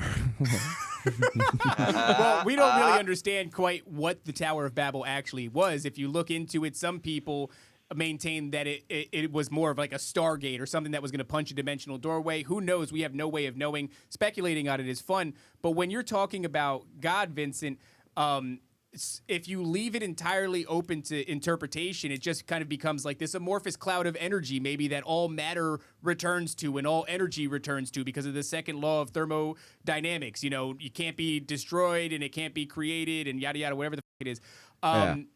If you can entertain the idea of God as a father, it starts to change a lot of the way that you understand Scripture.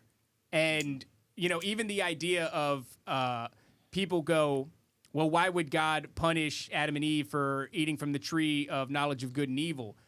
And it's like there's a lot of when you read through it, it's actually really fascinating. If you ask AI, you get a really rudimentary. Well, there was an apple, and then he said, "Get the f- out," and it's like, no, not really. I mean, when you read the scriptures, it's like again goes to the example of the Elohim, right? He judges the God that's within the garden, Satan. And he goes, you're going to crawl on your belly. You're fucked. You're done. Yeah. You've broken the rules. He You literally knew better. shoots that at him like that's a statement, like a pointed statement. You're fucked, homie. You're eating Okay. dirt. But before that, he goes, right before he judges that guy, he deals with Adam. And he goes, where are you? Where are you? He's asking him questions like you should do with your children. Where are you? Why are you hiding? Well, I got to push back. I got to push back to that. But before that, wait, push back then. What do you Oh, I thought it was like, but there's that a will come super later. chat. Okay. Thank you. 7 minutes to freedom. 743 for the $2. The Bible doesn't teach religion. Yeah. That's a man-made. Okay. But I want to push back. I'll respond to that, you guys. There's another I super wanna chat. push back. There's another super chat. But do. Oh, okay, my mistake. Thank you, Doofus Dog, for the $2. I stand with a homosexual Luigi. No need for religion. I agree. Yeah, man. Hold on, let me push back. Hold on, there's another there's another super chat. There's another read. Nancy O'Calley for the $5 says, this is a good discussion. Tapping a raven or planting a seed deep inside of Deep Vincent inside today. in his butt. Right in your butthole, dog. Deep inside of the colon of Vincent. Only Well, selective he's used few to having men. seeds We're gonna planted raise your- deep inside him, though. So it's okay. Gonna raise your frequency Nothing today, new. baby. I want to push back because Okay, push back on I it. Oh, understand I understand how you guys say, you know, like God is a father, and just like a father would treat his kid, that's what God does. That's why he interferes. He beats the shit out of him. Yeah, but I don't see it that way. In God's realm, I don't think anything really matters because it's all like pixels that, you know, on a video game screen at the end of the day. You know, evil, wait. good. Before we It's- go any further, I'll I'm go. going to let you go. But, like, Go, what are you go. basing this off of? I think everything is a simulation. The you know, Matrix. Okay. Yeah. So just like this feeling in your tummy? Yeah, I think this is a simulation. dude, there are, hold on. I don't want to branch off to this right now, but I want to add this, though. They've mapped out a fruit fly's brain, and they put it in a digital realm without any other instructions, and it starts to act like a conscious fruit fly. So they're doing the same with the human brain. It will take some time, but the theory is if they can map out the human brain, just like they did with the fruit fly, then the digital human brain in that virtual realm will be a conscious human in a digital realm. But anyways, going Vince, can I back ask you to something? yeah. Can we What do you address think- the simulation thing? What do you think they've been Yeah. trying to do since the days of Noah? What do you think the initial hybridization program was? It's exactly that. It's exactly trying to formulate human DNA. There's something about the DNA, there's something about the genetics, the serpent seed versus the human seed that they are trying to replicate, maybe in order to invade heaven, maybe in order to gain consciousness or a soul. They can't do it. They haven't been able to. Maybe they will eventually, but this is what they're after. So when I look at the simulation idea, I go, yeah, no, it behaves very much like that. But like how rudimentary of an idea is that Yeah. to attribute like this? Okay, we have a 64-bit game, and it's like, wow, just like God. That's exactly the problem. We create Grand Theft Auto 5 and we go, Grand Theft Auto 5 kind of behaves a lot like reality. Maybe reality is a simulation. It's like we only get a step further in our development and think that because we've created a thing, we totally understand this thing. Like, yeah, you're saying But Vince someone is, created Vince is this? correct, though. There are rules. There are boundaries to what we can do here. There is a specific set of things that you can do and break. I mean, within the simulation, let's just call it that we exist in, there are things like rituals and blood sacrifice that transmute the reality, the fabric of our reality. Yes. Okay. Yes. These are it behaves very much like a video game. Like you're going outside of the video game. You're using some techniques to break the rules to do a thing. Geometry, conductive energy, you see it blood, all the whatever, time. like all these things. Yeah, this exists and it behaves like a simulation. But I think you've got your patterns backwards. I think you're looking at it as a simulation. Meanwhile, it's like it is the most advanced simulation, almost so that it can't be replicated. They're consistently trying to replicate it, and it's just we get the metaverse for $1 billion and then they shut it down. I think it's a really interesting observation too. Like if you look, Wait, let Vince go. He turned his hat I'm sideways. sorry. Go All ahead. right. Oh, he's got his. He went to battle mode. I don't know why the fuck. Listen, motherfuckers. He put the sign up. Listen up. No, my point is the same way the digital brain would Can be. you zoom out? You're ugly, bro. Yeah. Break it just a little bit. The same way the digital brain in the digital realm would have a consciousness in it, we could also be in one right now. This might not be the main reality either. This could also be digital. We just think it's real. One thing is the Mandela effect. The Mandela effect is a sign that there's some bugginess in this video game. If you guys believe in. Wouldn't you say, like, could you imagine a scenario where, like, let's say you were made privy to the nature of this reality and you said, oh, a simulation as we understood it pales in comparison to the nature of the realm that we inhabit. Like, it's almost silly to call it that. This is like the Bible constantly warns on leaning on your own understanding. And it's because we think that we're wise beyond our years, despite the fact that we're here for like 100 if we're lucky. You know, even in the book of Job, where Job is freaking out because he's lost everything and his friends are basically telling him he's a sinner and a piece of crap and he needs to come to terms with that. But in reality, God was testing him. And when God starts talking to him, he's like, why are you allowing this to happen? Like, what do you think you understand about this? Where were you when I laid the foundations of the earth? Like, the idea that this entire thing goes on for so long and there is a creator, if you believe in a God and you believe that he created this thing, imagine being here for 80 years and being like, I figured it out. It's Grand Theft Auto. Like, it's not, it's much more grandiose than that is. But there is a spiritual principle called as above, so below that is not inherently satanic. Dualistic. Yeah. It means that the systems in heaven in the spiritual realm are emulated here in the physical realm. So what you perceive as a simulation is like a small glimpse into the nature of our reality. I would say that's true. But just like you have a coder and a designer, that means that somebody created this thing. Yeah, and it's absolutely, maybe not yes. an amorphous, energy cloud or something But like that. it's the designer. It's not like Yeah, a there is only one designer. God. There is only Yeah. one God. There can only be one. There can be Right. only one. But before that, I want to push back. You guys, I don't want to talk too much, but hold on. No, I like it. Doofus I like dog warp $2 warp zone through the butt. What? Butthole. Butthole. Looking at you, Luigi. I don't know what Okay. that means. I don't know. Warp zone through the butt. But hold on. But hold on. I think there's a possibility that there is an ancient AI that runs this whole thing. And This is it's the Demiurge, the Gnostic idea. Yeah, that and maybe Yahweh that's is God. Yaldabaoth Maybe or that's God. Abraxas. Maybe that's God. Or if you guys believe in Satan, why couldn't Satan create the religions? Because when you create these big religions, they're going to kill each other in the name of God, and that would only serve Satan, right? Not only that, I mean, I would say less important than killing in the name of God, and more so that if you allow man to create an entire thing, you create like the Vatican, where this doesn't seem to have anything to do with God, and they're trafficking children, and they're filling the So what are we tunnels in the doing? Vatican.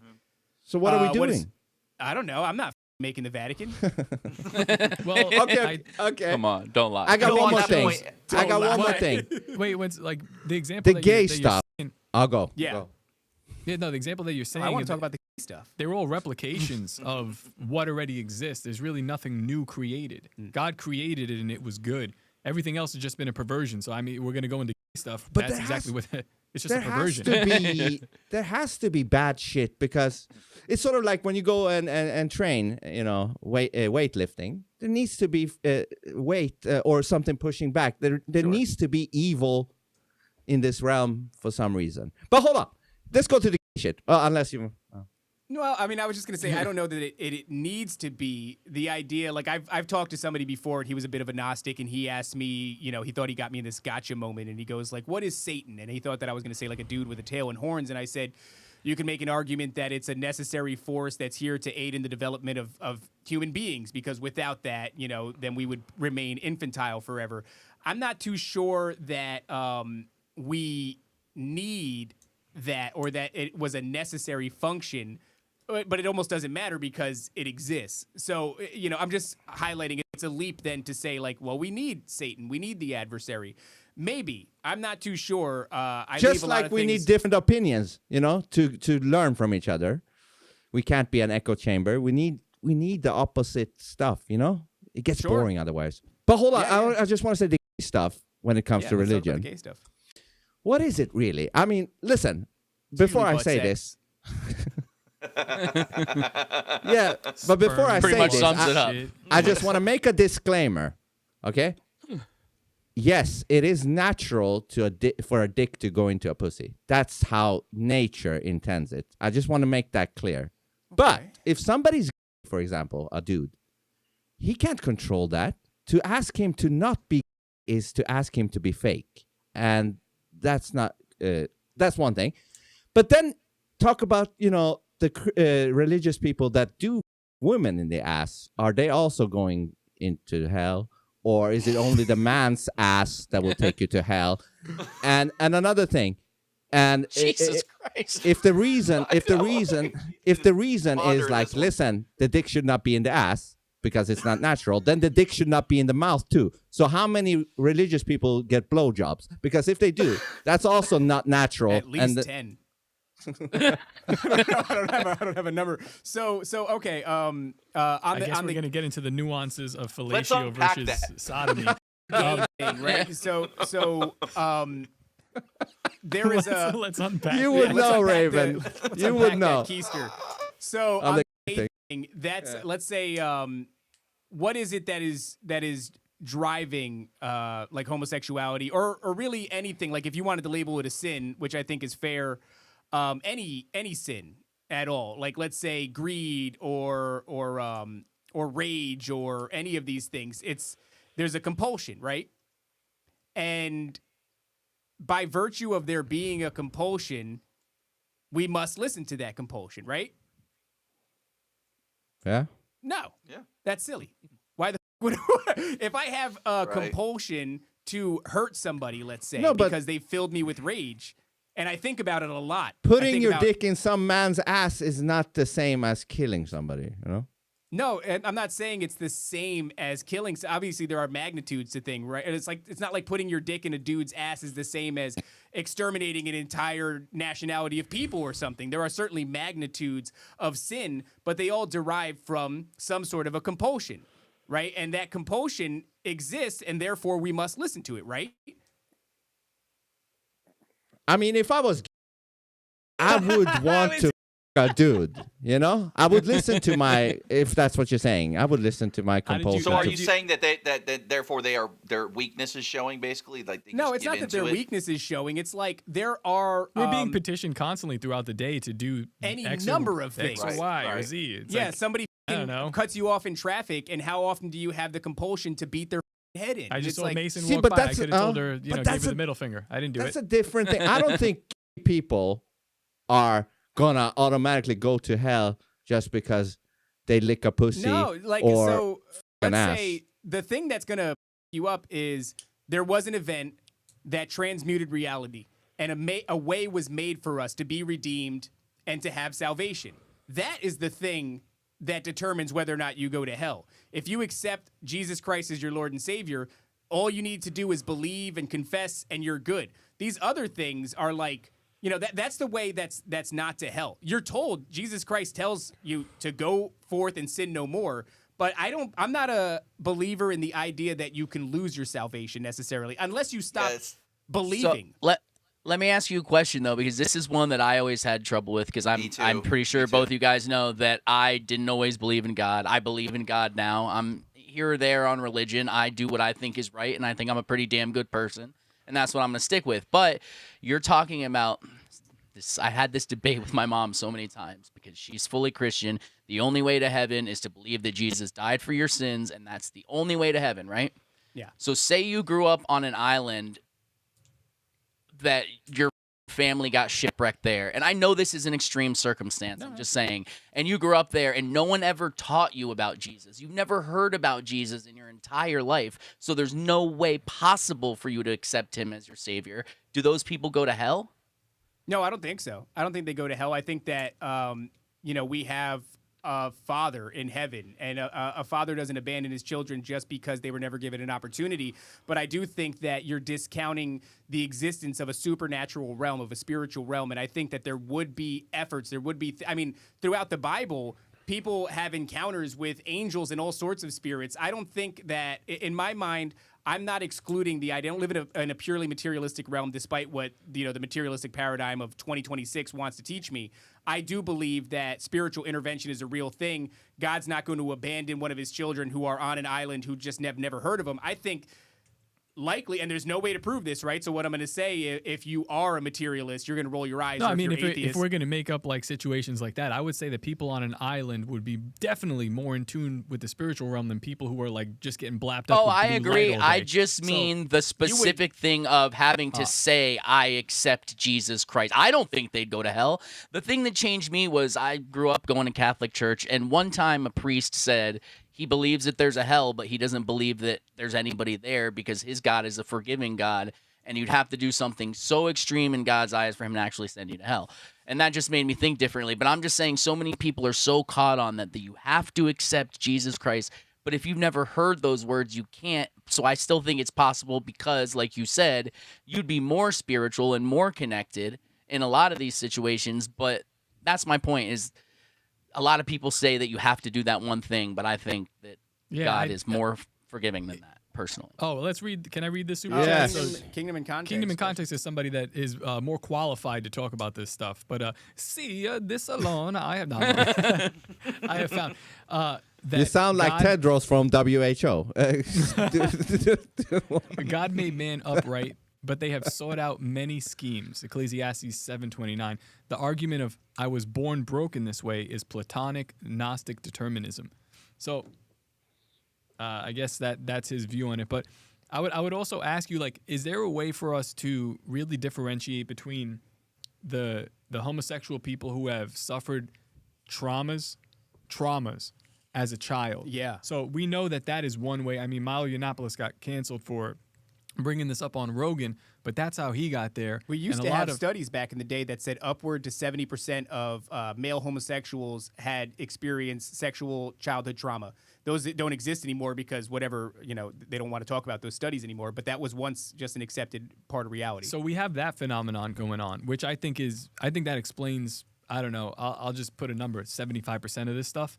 There's probably some sort of like weird trauma that's passed on, and I think that that's personally demonic. I think when you get penetrated or something like that happen, this is going to go back to this idea of, and we're opening up portals. Have you ever seen the photo of the alien spaceship? It's the graph. I did a T-shirt about it where they're coming through portals, but these portals look like assholes, and the spaceships go through.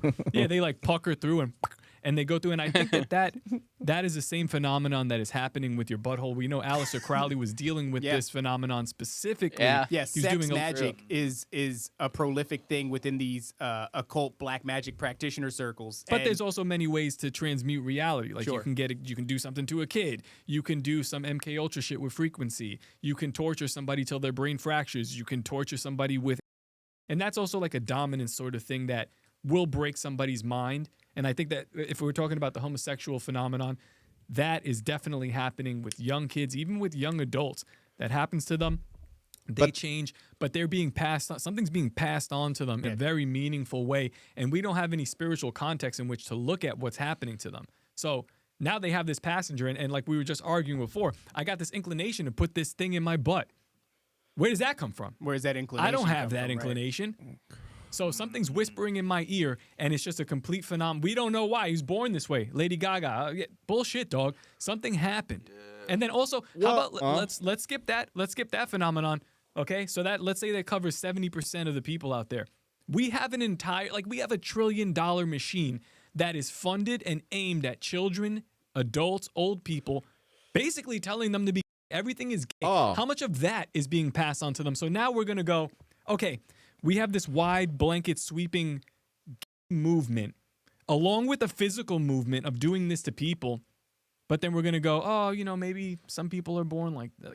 I don't know, Joe. I'm not even going to have that argument when 99% of this is happening. Yeah. Is happening to somebody.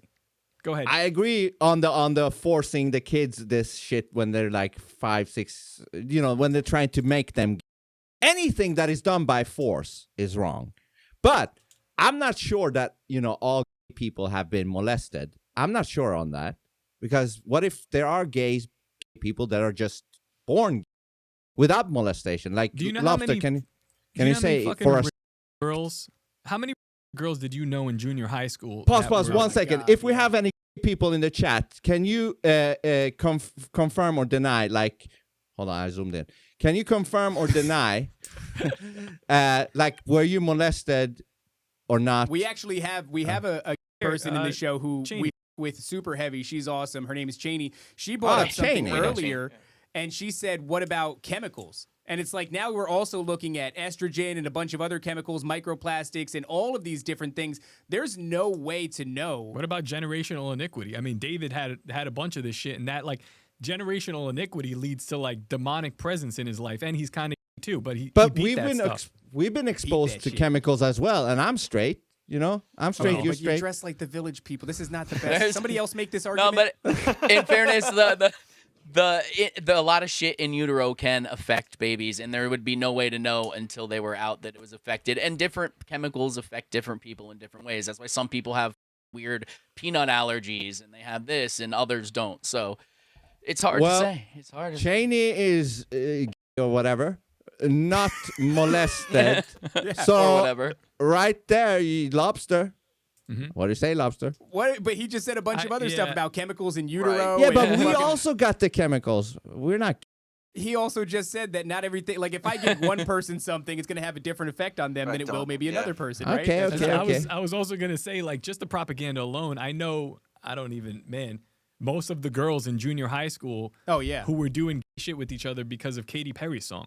So I'm like, now they're not. Now we're talking gay about or bi. They're just some of them still are. Yeah. But now we're talking about a level of influence that we can't even put a finger on. You've got trauma, you've got chemical influence, you've got social coercion. There's a never-ending amount of shit. No, you know what? God fucked up. Oh, that's true. This is what I'm saying. Do you see the argument here? But maybe God didn't fuck up. Maybe God put in some what would he say? Stuff in there. Like you would put pepper in a No, I don't think so. I mean, when you look at the human body and you look at every aspect of the human body and the simulation that exists, like you said, they were able to replicate a fruit fly by a bunch of different mechanisms to behave exactly like a fruit fly. This is specific. This is created intelligently. Yeah. Right. It's created intelligently. It's created perfectly. And then it's like, some of these things are fucked up. I don't know. I think things were created and then they were perverted, which is what the Bible says, and which is what other books also say. Also, the idea that people get hung up on the thing, and it's I don't count Melissa Etheridge. There you go, banger. I don't get hung up on the thing because I'm not going to compare my sin. There's a gang of ways that I've spent my life sinning. Mm-hmm. If it's violence or drug abuse or any of these things. I'm not going to say that my sin is lesser than that, being or anything like that. I'm just acknowledging we're fucked up, broken people. Yeah. And we're called to rise above our carnal nature, the desires of the flesh, the desires of what people call natural. Like, for example, I was watching this debate where it was a bunch of fat, unfuckable bitches that were talking about how polygamy is this shit. And then there was a bunch of good-looking, regular chicks that were in, monogamous relationships that were advocating for monogamy. And I thought it was funny that the fat, ugly bitches were advocating for polygamy. But one of the things that they were saying was that, oh, it's natural because, for example, men should be polygamous because they can impregnate multiple women at one time, where a woman can pretty much just have one man's baby for the next 9 months. I mean, in some instances, some freak shit happens and you've got twins, one from one and one from another. But they were citing that it was natural, like a man can ejaculate into multiple women and Absolutely. have unlimited. And it's like, okay, so by nature of natural, we now think that's the measure. That's what we should do because a thing is natural. I don't know. Last time I looked at the black community, it was in shambles. Yeah. You know what else is natural? Rage is natural. Theft is also natural. There's so many different things. When you are in the wild and your resources are scarce, to go to another animal and steal from that animal and kill that animal, that is natural, is it not? So it's like there are things that we're called to resist. I don't think natural is a marker of what we should be doing. But I gotta rebuke something with you guys. But before that, $15 chat read some of you. Oh, okay. The Holy Spirit will show you that Jesus is the truth. Our Father in heaven searches the hearts of man. And if you are truly seeking, Jesus will reveal himself to you if you are seeking the truth. Thus saith Margarete Joni. Just thus. Thank you. But I'm gonna push back. Okay. I think God made gays as well. You know why? Okay. Because I believe everything is dualistic. So when you create something natural, by default or by result, the opposite also gets created. Because to define natural, you need something unnatural. And that's where the gaze comes in. Or evil and good. If you're going to create good, by result, the opposite side is evil. So I believe God made gays as well. What do you guys say to that? That help you sleep at night, Vince? Let's say that, I want to be made by God too, Lady- you straight motherfuckers. Lady there you nails go. it because God is funny. Yeah, shout out to Lady. So that would make among the array of sins that are, present in human nature or human experiences. I don't think God meant to make Puerto Rican people. That was an accident. There's just Amen. Shit happens Yeah, sometimes. though. yeah. Amen, dog. But it would be the only one that he's not calling you to correct or resist. And it's like we're not, the idea of being like Christian, let's say, isn't that you're suddenly perfect. Like But Christians that's what it are looks going like to, from the outside. and I agree. We've just and spent an that's- hour. You spent an that's hour gay. talking to us. I don't know. Yeah, do we look like Well, that? you Like, that's crazy. guys are really chill religious people. Like you can actually take the disagreements or whatever. I like yeah. that. Well, yeah. I mean, Yeah, a lot of people get offended real quick. Well, Real you got to quick. recognize a lot of people are, I think that retards. they're retards. And when you look Yeah. at human beings, it's like we're on this constant search for who am I, right? Like, who am I? Where do I belong? What do I do? And I think that in a lot of instances, that's what gives rise to identity politics. So if you're LGBTQ and you're actually about all that like propaganda shit, well, there's your people, there's your values. If you're a leftist, there's your people, there's your values. The work is done, right? If you're Republican, there's your people, there's your values. And it alleviates this thing. It's not a real alleviation, but it's like, that's who I am. Okay, I've got it settled. Church can be the same exact way. Christianity can be the exact same way. It's like, even the Christian nationalist thing, for example, is a good is something that if you look at it, a lot of people are becoming a Christian nationalist. Let's say like Nick Fuentes or something. Hold on a second, chat. Are you guys enjoying this? Because I feel like I'm reading the chat, and it seems like they're actually really interested in this kind of stuff. I think Good. This is Oh, yeah. fun. It's good. Oh, yeah. I think it's Because yeah. it's different opinions. Go. So when I look at the Christian nationalist movement, I don't see a bunch of people that are like really in love with the idea of relationship with God. They're not really in love with the idea of pursuing the truth. They are pushing back against a previous status quo that is left-leaning, that is LGBTQ, that is any number of things that we've been subjected to for the last 20 years. They hate all the shit. They hate the parades and the dudes sucking each other off in, baby pools in the middle of San Francisco. They hate all the bad legislation. Maybe they think Biden was a robot. Any of these things, which like valid. But do they love God? That's not a reason to suddenly become Christian. Is to push Yeah. back against a culture. It's the reason you become Christian is because you believe in your heart all of the things that we've talked about throughout this episode, and that's and so that happens constantly. A lot of these people that are in the church, they're just there because they have an identity. Maybe they're an important person now in the church. You know, that's a big temptation too. It's like in real life, I'm a Walmart greeter, but in this building, I'm an elder. Yeah. You know, the Jehovah's Witnesses have that kind of shit where And there's like a real hierarchy in there. That's the most horrifying thing in the Bible. It's Matthew 7:21, where, you know, they say Jesus said, "Depart from me, I never knew you." Yeah. You know, you And he workers said, of I did iniquity." all He's like, these works in your name. Look at all the things that I did, and he's like, I don't know you. You didn't bother to figure out my personality. I wrote a book. We left it here. That's what the book is for. It's not meant to like, I'm gonna pull scripture and prove Vince wrong. It's like, nah, man. Like I read the book and I find out who God is. We find Yeah. out about his personality, and through that, I can understand this simulation that he's created for us to exist in a little bit better and figure out how to get closer to source, Which is how to get a little closer to bit- God. I know that sounds crazy. It's like, why would God have like a personality or identity? I know like a lot of New Age fucking people, hilarious. but That's it's like, why. yo, that is one of the most special. Like who we are is one of the most special things. I mean, it's unbelievable that we get to have this identity, and it gets better when you have an identity in Christ and you have a mission, like the idea that God has a plan and you're a part of it, and that you were called to do a specific thing. Like all that is incredible. And I don't think we really put into perspective how incredible it is. So why would God not have that? Like, it's a really special, unbelievable thing that Vince is the way that he is, or that Ted is the way that he is, or Bill is the way that he is. Like, that's awesome, dude. So why would God not have that? Like, God has a personality. God is a father. God is somebody that you can get to know and understand and draw closer to. And the more you understand him, the more shit, like, starts to make sense. And I'm not gonna sit here and pretend like I've got it all figured out. Like that's retarded and bullshit. That's the fun part. Like we're constantly learning new stuff, and there's always like new wrinkles of like, oh yeah, wow, that applies there, or maybe what I was taught before doesn't really make any sense. Maybe I missed the mark here. So it's like we're constantly unveiling this. And what's the scripture that you like about God revealing stuff to? It's the duty of kings to seek a thing out. Oh, to seek a thing out, and it's the glory of God to hide it. So Yeah. so in other words, like God does these things, like Matt puts it like this, like God will play tag with you. So at some point in your life, you'll tell get him about touched. Tell him about this place. That's a fun Oh, tag all game. right. So but God will touch you.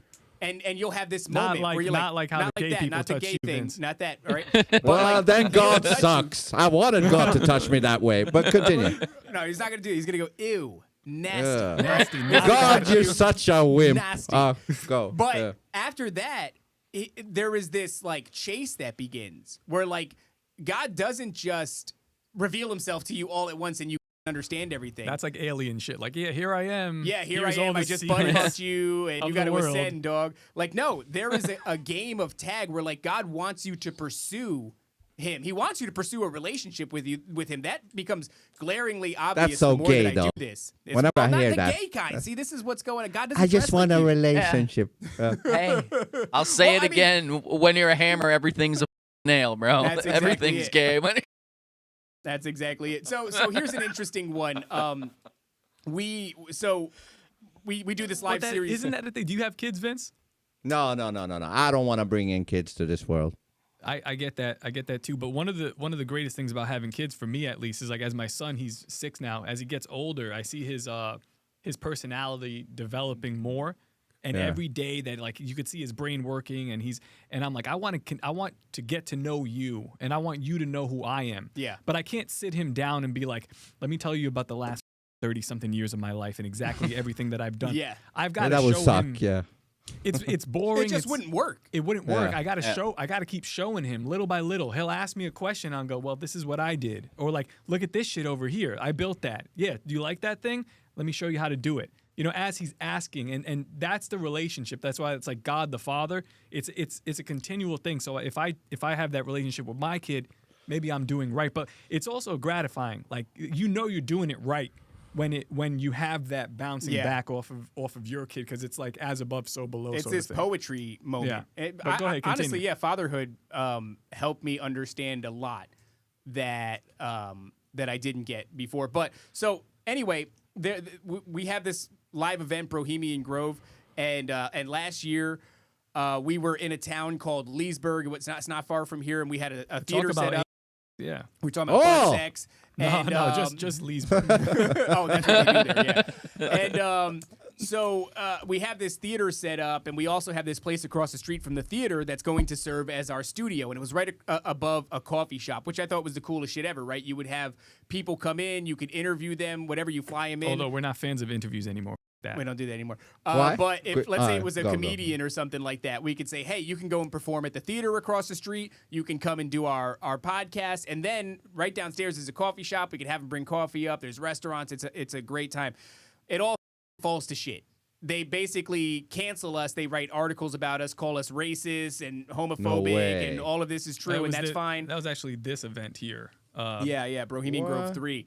Yeah. And basically they told us that if we didn't cancel our headlining comedian because he was saying some anti-Semitic shit once upon a time, Owen Benjamin. that we couldn't do the event there. So we told him, you. Now, this was 2 weeks before our event, so you can imagine that was pretty stressful. But by some stroke of miracle, we had a new venue in under 24 hours. Tens of thousands of dollars and about 300 people coming from all around the world. Yeah. And no place to put them. No. It was crazy. No it was equipment. crazy. No. I'll tell you what, though, we didn't sweat, which is kind of amazing. And in under 24 hours, we had a new venue, and it was off to just like cleaning this place up and making it look right. But it was also That's one of amazing. these things where every step of the way, I'm like, yeah, that's the podcast studio. Yep. And that's the coffee shop. Hell yeah. And I'm pushing, and I'm making it work. You know what I mean? But it's not working. There's It always is resisting, yeah. There's resisting. I'm getting pushback, Vince. Pushback all the time. And I'm like, but I'm gonna make it work because it feels like that's what I'm supposed to do. Sometimes you just feel like, right? Like something feels right. I'm not talking about like stuff. I'm saying like something is speaking to you, and it's like you can kind of see it and whatever. So it doesn't work out. Our dreams get dashed against a thing. We still do the event, but we don't go back to Leesburg because you guys.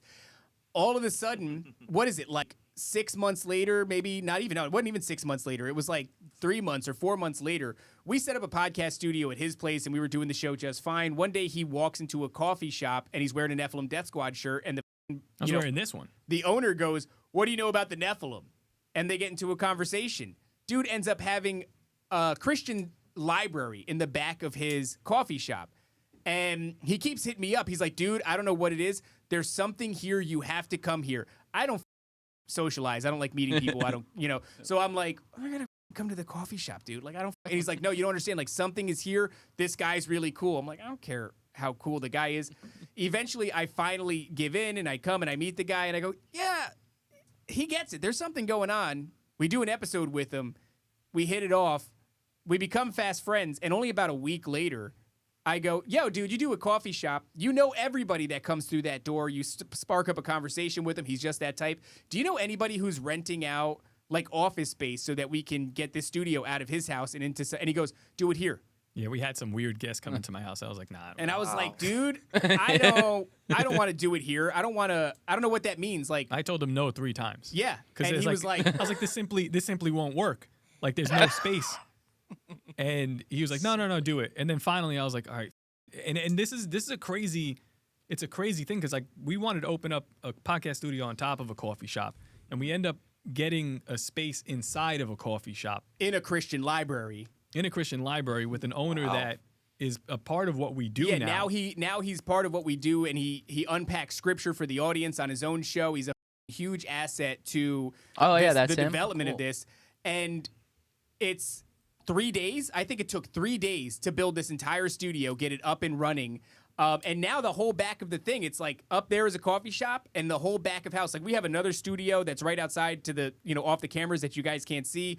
We're fixing up another space to make another shot. We're going to start doing live Bible studies and live shows here to the audience that walks in. Like if you have a coffee and you walk in, just sit down, and we're going to be talking about, alien disclosure and all this shit, and how it's not detached from the Bible. That But this is actually totally understandable. I think the point is, though, Vince, is what we're telling you. Whatever, this is just shit that we've done, but we haven't done anything. All I did was get the cameras. We put wallpaper and plug in wires and shit. But what we did correctly was play this game of tag with God. God was like, for some reason, with the Leesburg thing, go into that theater and go talk to that guy. Set this shit up. It's gonna fail tremendously. But you're close. Like I'm playing tag. I'm like, did you mean this? Because I don't know. Like it's like a foreign language, but I know that we're supposed to move in a direction. Yeah. And that's all that I ever do. I never like. You're going with the flow, right? Of the flow of life. But so this is again like a sort of a new age ideology, right? Like, oh, I'm letting the flow guide me. It's like, no, but man. You're not resisting sinning. reality. I'll go. I'm not sinning, meaning like I'm not saying bad words. I'm not doing. But we should try. It's really good. What I mean by not sinning is I'm not missing the mark. So what's the mark? What are you aimed at? What that in the end of the day, what are we aimed at? And I think this show, even though we're rough around the edges and we paint all these crazy pictures of what we're doing, but I'm aimed at God in the end. That's what I'm looking at. Even though like it's a very perverse way to get there, and a lot of people don't see it, and I don't really give a if they see it. But that's what I'm doing. Yeah. So that's my aim, and I'm trying my best not to miss. Yeah. So and by the way, that roughness around the edges thing, you talked before about flowery God, this cartoonized version of Jesus Christ. It's like, dude, if you look at the characters in the Bible, like these were rough dudes. Yeah. These were rough dudes. Like people look at us within the Christian community and they clutch their pearls. And it's like, we're pussies compared to the dudes in the Bible and how real they were and how unafraid to say the truth that they were. Like this idea that we have of Christianity is very weak and it's not real. It's not the real Christian. It's not what it really means.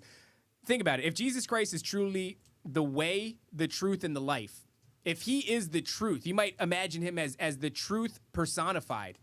When has it ever been safe to align with the truth? And when have weak people ever done that? Yeah. Yeah.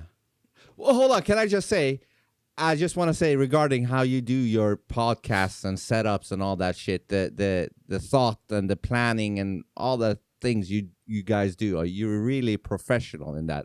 I think you guys. I wish you could understand what really happens here. Yeah, we have no clue what's going on. We don't know what we're doing, dog. We're just trying our best. But the way I know there's a bunch of shit in behind the curtains. But what I'm saying, how you present everything and structure everything, it really is professional. What do you guys, Ted, Bill? What do you guys? Oh yeah, it's come a long way from when we first met Raven. Man, damn. Back before you were even on this show, and you're back in your. What the hell was it called? Ravens the Watch? Ravens Watch. Yeah, the Ravens Yeah. Watch. That was good shit too, man. 2023. Well, God, we're getting old. I think. Where if do you we were, guys like, at with salvation? You know what I mean? Like, I know it's like, oh, you're already forgiven. Just believe in God and everything's gonna be great. You know what I mean? Like, but then what is sin? You know what I mean? So, I mean, the Bible talks about what is it? Salvation without works is dead, or Faith. Yeah. What is it? Faith without works is dead. And the idea there is that if you truly believe, which is the idea of faith, then like it does change you. It changes you. It changes the things that you do. I'm not saying that you're gonna, have salvation and then not sin. Like we're fundamentally flawed beings. We're going to sin, and the world is constantly tempting us, and our own flesh has its own desires, and we're not strong. The idea is that we can't do it without Christ. It's not something that you can achieve on your own. We're not called to be perfect people, but like it's like the beginning of a big work. You're going to spend the rest of your life battling these things, but it's an honorable fight. You know what I mean? Like what you're doing is you're constantly course correcting, right? Top used the word sin in an archery term, which means not to miss the mark. And if you're off by just a little bit, you're going to miss once the arrow goes downfield by quite a bit. It's a constant grabbing of the wheel and course correcting. It's not this idea that you're a Christian and you believe in Jesus and therefore all the work's done. Like, no, the work just began. And sometimes for some people, I do think, like, let's say generational iniquity, for example, the sins of the father getting passed down to the son, and in particular the occult. For me, it was the occult. My grandmother was in the occult heavily, and it passed down to my family. There's schizophrenia and all kinds of demonic encounters and horrifying shit. And I think that if you orient towards Christ and that's your bag, like you've got a bunch of shit going on in the spiritual realm that you can't perceive, it gets much more intense. It gets much more intense, and you end up getting into a fight. So the temptations become greater. If you're somebody who has a proclivity for, like, let's say, sleep paralysis and night terrors and seeing shadow people or whatever your thing is, within that kind of spooky supernatural realm, there's a high likelihood that that's going to dial up. Because what's happened is it's not just about your own salvation. You've declared allegiance. We just had a story. War. We just had a story like that just with Matt. I don't even know if he's comfortable to say it yet, but yeah, like during the show, something happened to him, and he was like, "I don't know what happened here." And afterwards, it made a lot of sense. We'll probably talk about it in the future. I don't really want to. Yeah. But that's how it goes, man. It's like people think of it in just of terms of salvation. It's like we're in constant spiritual warfare, and it doesn't. I'm not just saying Christian people. I mean everybody. You guys, everybody, humanity is subjected to constant spiritual warfare that they can't perceive with their own eyes, but can perceive in a bunch of other ways. And if you should decide to pick a side, right? Like we were talking to Dr. Heather Lynn, who was like an Anunnaki researcher who realized, Christianity was actually not the clown show that maybe, let's say, like Vince is accustomed with, which is fair. And that's not even a critique. And she said something pretty profound, which is like she was sitting on the fence observing these occult practices, observing Christianity and taking it all in, writing books, doing research, giving talks, yada, yada, yada, right? And at some point, somebody told her, after a bunch of spiritual nightmares that happened to her. I don't mean nightmares in the sense of like, sleeping things. I mean, she had cancer, fucked up shit kids happened all to fucked her. up. Like a domino. Boom, boom, boom, boom, boom, boom, boom. And somebody told her that Satan owns the fence that you're sitting on. There's no such thing as neutrality in war. You can't be Sweden or what the ever, whoever claims to be neutral in war. That's not the case. We're all subjected to it. And you're either going to pick Christ or, like he says, whoever's not with me is against me, because neutrality is not a side. The devil prefers, the anthropomorphized version of the adversary, prefers that you remain neutral. In fact, if you don't believe that it's happening at all, that's also to his advantage. Well, don't mistake me. I'm not neutral. I am on God's side, but I just have a problem with the religion part. But I say this. I think authenticity is the purifier of everything, because if it is the highest frequency, if it means the truth, and God is truth, right? So if we work towards more authenticity, I think that will help the world way more, because right now it's fake as man. I agree with that. I was telling the guy Christian from Primal Resistance, he was back here, and he was like, yeah, man, I've been going down some crazy rabbit holes with conspiracies. And I was like, well, you better be careful, because you're going to end up believing in Jesus Christ. The further you go down, that's where you end up. Yeah. And so conspiracy theory is that authenticity. We're looking for the truth. We're looking for like just peeling off the bullshit and all the layers. And if you dig deep enough, I'm sorry, dog, that's what's going to be there. Well, and you're going to have to come to terms with it or not. I don't just mean like, authenticity in looking for truth. I'm talking about being authenticity yourself as well. Like, forget about conspiracy theories. Be it. Because, I talked about this with my AI. And it says, like, when authenticity takes over, all of the other frequencies has to... Ted, you had a video on this, I think.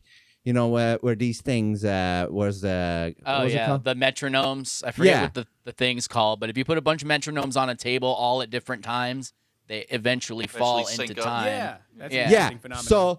So the similar concept with authenticity, every other frequency has to align. To the highest, which is that one. So that means if we start being more authentic, step by step, we would force the world eventually to follow authenticity. But right now, necessarily there's so mean much. fallen, that doesn't necessarily mean like just adhere to all the cravings and become that monster. No. I'm just saying. You know what stands in the way of authenticity? Fake Vince? bullshit.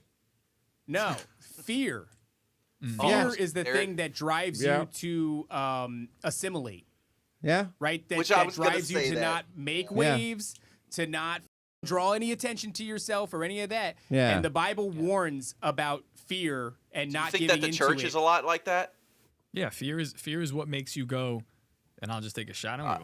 Fear is what makes you go, those guys over there say a lot of bad words. These pastors over here must be real safe. I'm going to invite them to this meeting about aliens, and then it blows up in your face. It's like, it's very simple. It's a very simple formula, and I could have played that out for you if you would have asked. Right. But that's fear. Yeah. That's what it gets you every single time. And that's that's one of the things where it's like, you want to look at the message of the Bible, and this idea that like the Old Testament or whatever is about an evil God. It's like, what's the message overwhelmingly?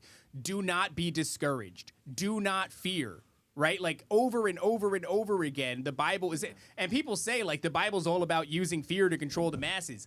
It tells you constantly, if you ditch the apparatus of the church and whoever's interpreting it for you, and you believe what you're reading and you go, it seems this book has a real emphasis on not being discouraged because God is with me and to never give in to fear.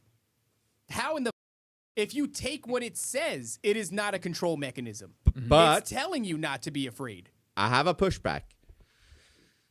Isn't it fear that when you say, if you don't follow this, you will end up in hell? Isn't that a fear? Well, I let's think say that's- hypothetically, I think that's reality. And I think if that was No, true, but- hell. So hell is. It's not going to be this like anthropomorphized place where it's like fire and brimstone and a guy with a pitchfork. Hell is distance from God. So that passage that I pulled up about in Matthew, was it Matthew 7? Matthew 7, where he goes, "Depart from me, I didn't know you." That's what hell is. Hell just means you are away from God, away from this light, and you're choosing that. Every time you're propositioned by the demon on your shoulder and you say, yeah, you're choosing a step away. I hope you don't mean Freddie Mercury. No, Freddie Mercury. Freddie Mercury's the man. He's probably in hell though. No, no. He just fucked some ass. He was a great guy. Otherwise, One of the greatest singers probably the greatest singer in the world. The best Fuck voice. yeah. it is a choice though, right? Like we have free will. God has given us free will. God wants us to choose him, but in order for us to choose him, he had to give us the ability to choose something else. So yeah, I mean, if you imagine that there is, something that is ultimately good, let's call it the kingdom of God, right? Whatever that means to you. It doesn't have to mean it in the Christian sense. If you believe that exists and you believe that we have free will, then we could choose not to end up there. And that in is hell. scary.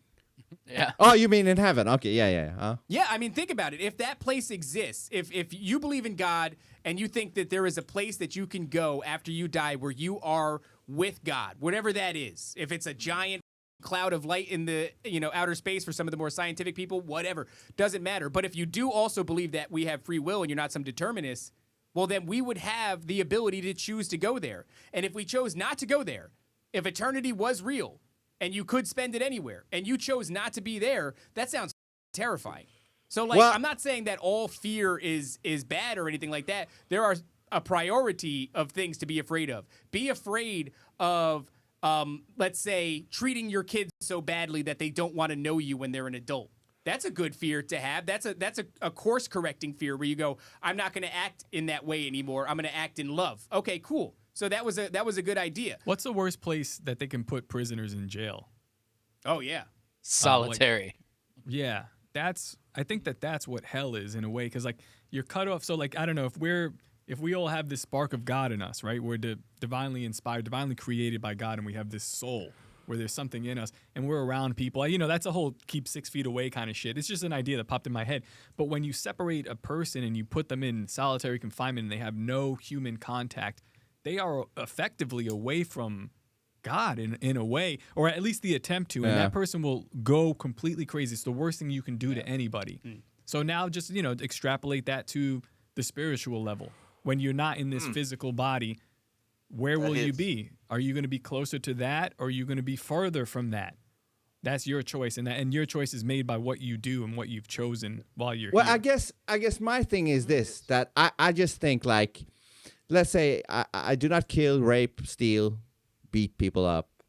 Mm-hmm. For me, that's the only thing that should matter. And whether I say Christ is my savior or not should not affect me.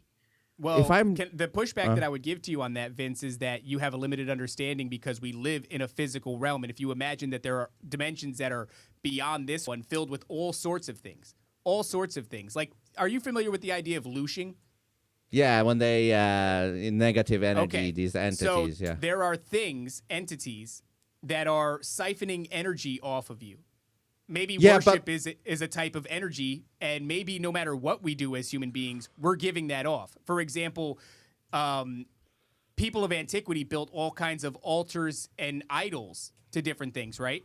That's not very different than covering your walls in pictures of Freddie Mercury. Well, It's almost exactly that. We're just hardwired that although way, I think dog. that is more like there's also a nuance to this. I think I'm not you saying have, you're worshiping Eddie Mercury. No, I mean, that's up Freddie there. Mercury. This Eddie? on its face, and I don't mean to ruin the troll, but like that seems like this is fun. This is entertainment. Yes. What you're doing here is you're presenting something that's entertainment. Now, if I have something that I hold in high regard, like if I have this sign and this Top Lobster sign, that's me. Now we're delving into strange territory. Right. And know? so imagine then for a second here, Vince, that let's say, I don't know if are you like a kind of a Freddie Mercury super fan? Yeah, you could say that. Okay, that's fine. So think about the idea that there is energy flowing forth from us that we can't perceive at all times, and that spiritual entities have a really big interest in that. Now, imagine that the way we direct that energy is by showing interest as much as possible, right?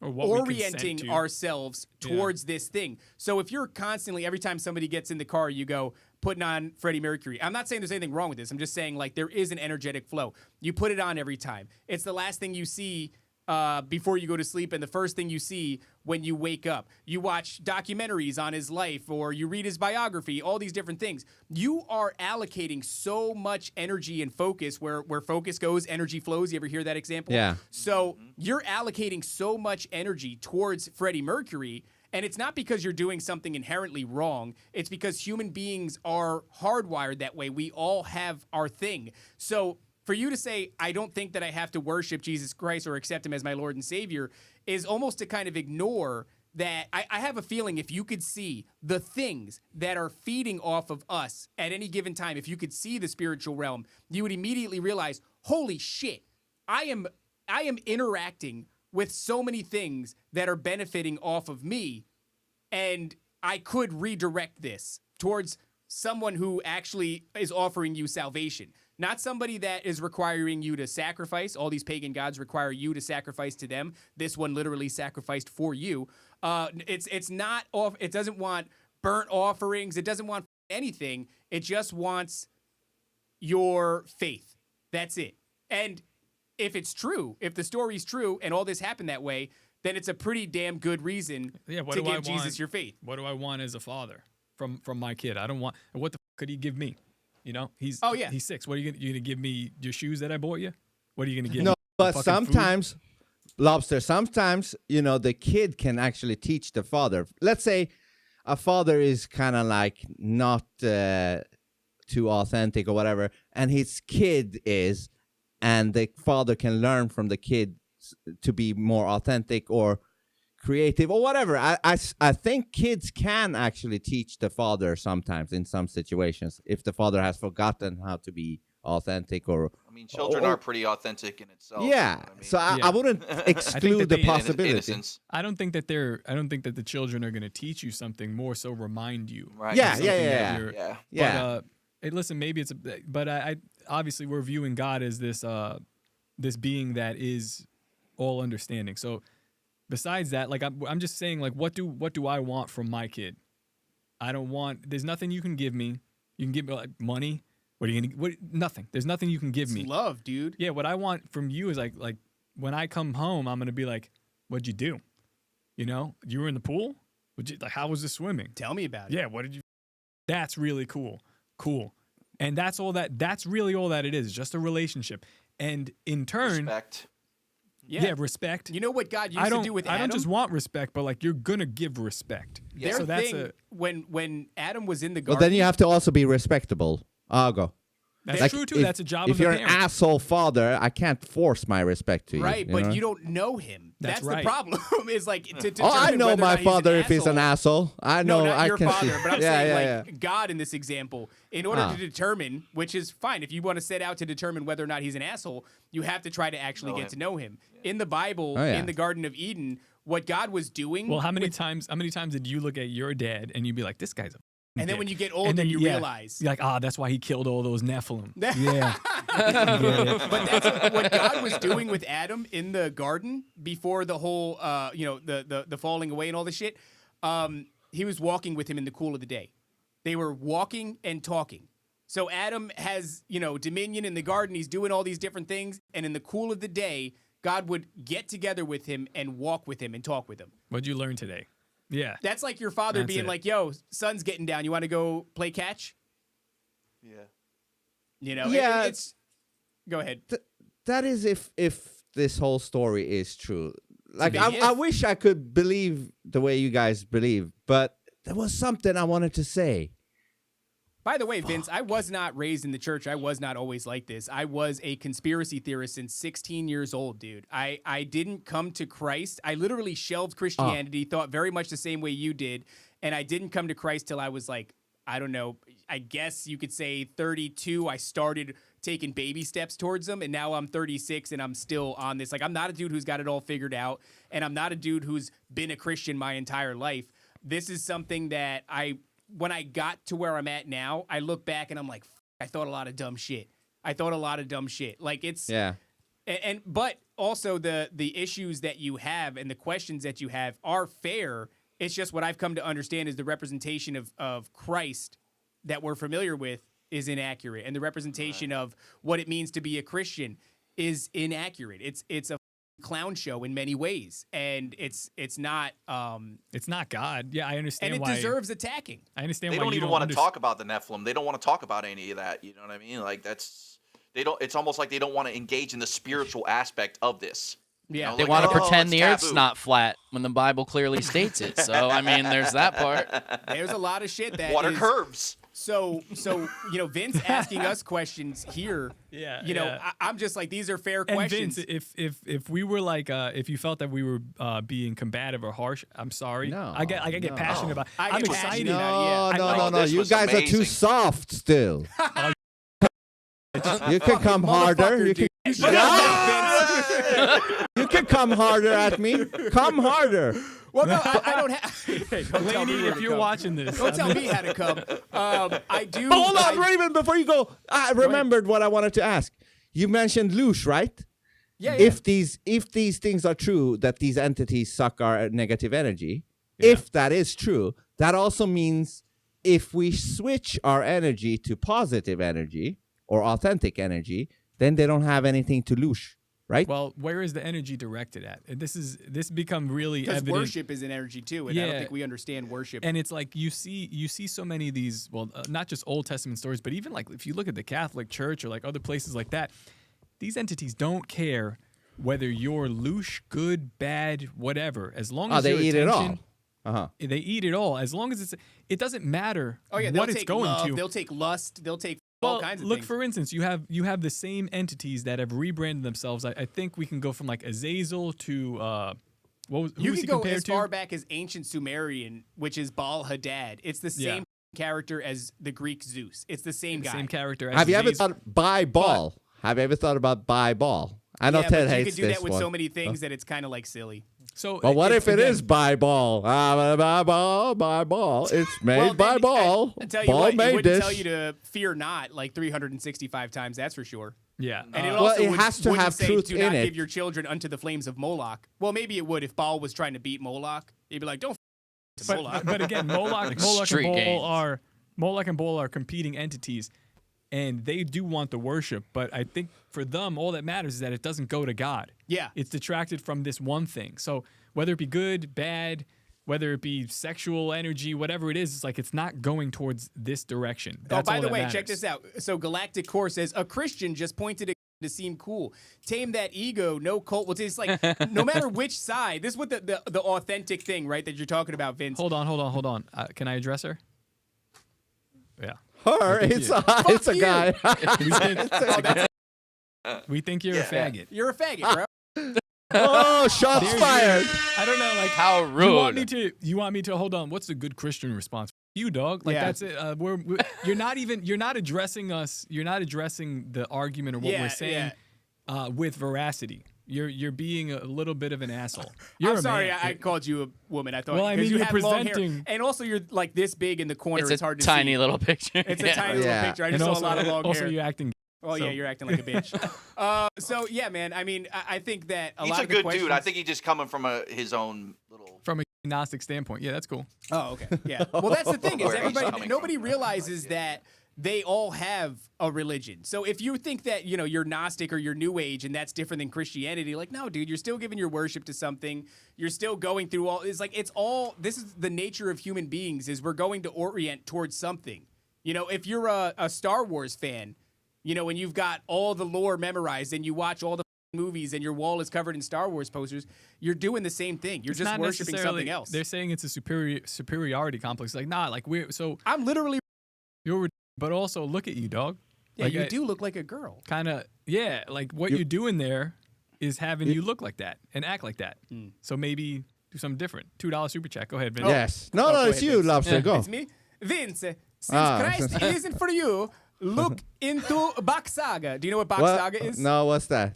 That's where you drink your own cum for the knowledge. Like the Galactic Core guy, I think, is a Bach Saga practitioner. Dude, what if that's where all the knowledge is? Just cum? point your dick into your own mouth. Yes. You got a long dick, dude. Not me. Not me. Oh, let me ask you guys this. If the reward of heaven was not baked into the deal, how many do you think would be religious? You know what I mean? Like, there's a reward here. Let's not... Well, I think a lot of them still would be because, like I said, the identity thing. Like it checks that box. So I think a lot of people that if you're talking about like the modern churchgoer who isn't like really a believer, doesn't believe in the spiritual realm or anything like that, a lot of people, I tell you what, chopping off your dick doesn't grant you eternity or heaven, and people do that sort of thing because of the love bombing that comes from the community, the affirmation that comes from these people who are now your new tribe, who give you your new set of ideologies. Hold on. So some people chop their dick off to join the religion. No, I said like the he's LGBT talking- thing. Ah, Right, okay. yeah. I thought it was like a priest who really didn't want to have sex, so he No, chopped no, it. well, I mean, the new some of them are- Nephilim, if you will, right? Yeah, exactly. So, I mean, and that doesn't have salvation. I think people will always gravitate towards something, like weak people will always gravitate towards something that temporarily quiets that thing inside them that desires to have an identity. But you do have an identity. You have an identity in Christ. I think that's why that is inside of you. Because, there's something fundamentally broken within us, and people will fill that with all kinds of shit. I got to tell you I'll guys say- one thing. I'll go, Lobster. Yeah, I would say like for me, like really think, 'cause it's a good question. I'm just thinking about it from my perspective. If there is no heavenly reward after whatever I'm doing Would you here now, still serve God? yeah, because the alternative was garbage. My life is much better now. It's simpler. There's a set of rules, or there's a set of guidelines for me to follow, and it's crazy. It's like when I think about it and people ask me this stuff, it's almost like I am doing a self-serving thing. And I know this sounds like, but I'm like, it's stupid not to. Every time I do this, I do better. And I just go, oh, duh. So then I keep doing those things. Right. And then I do better. And it just so happens that those things that I'm applying are aimed at God. And I'm like, yeah, this is like dummy shit. Like this guy here, this galactic dude, I don't know, man. Try it. I've been doing it for a while. I've been doing it for a long time. And my life is immeasurably better than before I was doing it. So whatever's promised after, if it doesn't come, I would hope so. But if it doesn't, my life is better now. So why the wouldn't I? Like why wouldn't you? Is a question. Well, again, maybe it won't work for you, but I can tell you, works fine for me. See, this is, by the way, this is the last time I've addressed it, but he's in there saying exactly what we talked about at the top of the show. He goes, serve God and then bash your fellow No, man. just you. Well, it's just like, well, yeah, we've just bashed you. But we talked about at the top of the show how Jesus Christ was not a soft dude, and the insults that he was hurling not only were pretty much every insult in the book at that time, but he was hurling them at people that ultimately called for his death, right? And had the ability to do that because of their positioning in society. That's not a soft But why dude. don't we hear about that shit? The hard side of Jesus. That sounds like, but No, you don't watch. I don't know. Listen to our show. It's like it's one of the best examples I could think of Jesus' personality is like right after he gives up his life, he dies on the cross. Oh yeah, he goes right to hell, and he's talking shit to the spirits that are in hell, these dead Nephilim that are there, and he's telling them about the plan that they had and about what just happened and how they failed. That's the personality. he literally went to hell and talked shit. Yeah. And then resurrected. So this is the personality of Jesus Christ, and it's in the book. So I don't know where people get all this other shit from, him driving an Astro van and being a hippie, but that's what I'm reading about. And I go, yeah, dog, that's cool. Like, that's actually verifiably cool. Not It goes some back to corny shit. I that don't want... question I had is why does the church avoid this so much? You know what I mean? The spiritual aspect of it, you know? Like it's just- The church is trying to appeal to the why does the left use the tactics that they do? Because it's like a bigger net. So the church is trying to appeal to the most people, and more people respond with sugar. And I'm not here to give you sugar. We're here to give you what we see as the truth. And we've grown a pretty good audience like that, and I hope that it continues to grow. And as the world shifts more and more to reality, it will continue to grow. We're just in front of it. We're in front of the ball at this point. So the church is, in my opinion, behind the ball. They need to start looking at some of these things and telling people not what is going to fill the seats, but telling people the actual truth. And there are churches that do that. There are people that do that within the Christian community as well. You're going to see a lot of the examples of the people that take a formula that does work and that they can spread and make it into McDonald's. I do and think, that's though, what the church is. a lot of that compelling information, let's say like on the Nephilim and the Fallen and things like that, really help. They're not contextualize. necessary. They're fun for me. And They're for not me, necessary, but you're going to see them. It's happening now because, like we talked about, that Overton window is shifted, and I think that if you're not seeing it at your local church, which I don't expect to see that where I'm at, but as far as the rhetoric online, there's going to be a cultural swing. It's happening already. We were just slightly ahead of the curve towards things like the Book of Enoch, which is like, that's a slippery slope too, because if you look at Enoch, 1 is pretty sound, 2 and 3 are like kind of wonky, and it doesn't make a whole lot of sense. 1 can be grounded in scripture, and there's so many connections that you go, okay, this just elaborates on the themes that are in, the Bible, but 2 and 3, they seem to go off on their own direction into crazy places. Either way, though, you have a Congresswoman, Anna Paulina Luna, like I said, the former stripper from Florida. She's talking about these things on the world stage regularly. I think you're going to see a lot of this stuff start to come out in some of these dumps, like the UAP files or whatever. Even the files that, because there's a lot of people. I think Tim Burchett is saying that he believes that these things are spiritual and demonic in their nature. There's going to be a lot of things coming out, and I think some actual buildings are going to have pastors that preach on it, but really the void's going to be filled with like the online rhetoric where people are going to be talking about this, which is going to make the Bible, it's not that it makes it cooler. What it does is it contextualizes it. There's so much. I'm looking forward to the deception that's going to come from the McDonald's version of whatever we're talking about, because again, we're operating without any guide. I mean, we have the guidelines of God, but we're operating without these, these barriers that some people are not allowed to say or talk about. So when they are going to talk on the pulpit about this stuff, I just wonder where the, I'm not going to say this, but we will say that, like where that kind of self-censorship would come from. One more time, I want to address Galactic Cum. I understand. I understand that we're in a cult and all that. I would just say read the Bible and prove me wrong. I'm at Top Lobster. You can follow me on X. So go ahead and argue with me there. This has been awesome. Thank you. Can I just say, you mentioned your audience. Yes. You don't want an audience that, as soon as you, steer a little bit away from something, that they will leave you. You want an audience that appreciates you for being who you are. Like you should be able to be different. This is the danger. How many of these Christians do you think are really like open for questioning things. Like you guys are very open.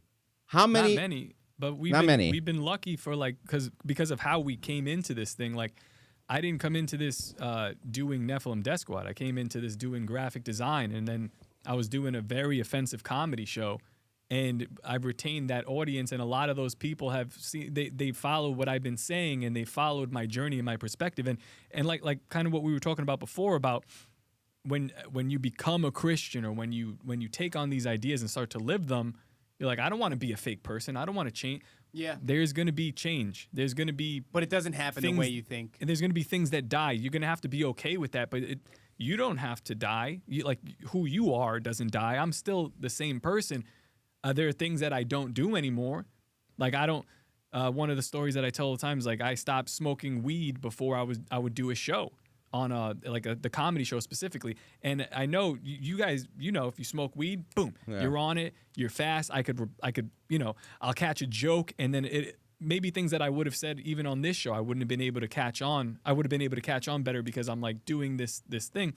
But we had somebody write into us like, hey, yeah, I've been sober for a long time, and but I miss like on Wednesdays when I used to take the edible and watch this thing at 9/11, and they're inferring the Tower Gang show, and I was like, man, you're sober, and I never announced that I'm smoking weed on the show, but like you're getting high in order to vibrate in the same frequency that I am, because I'm putting that out, whether I say it or not. So now I'm like, now I'm influencing you to do a thing, and like that's not my intention. I wanted to do a fun show.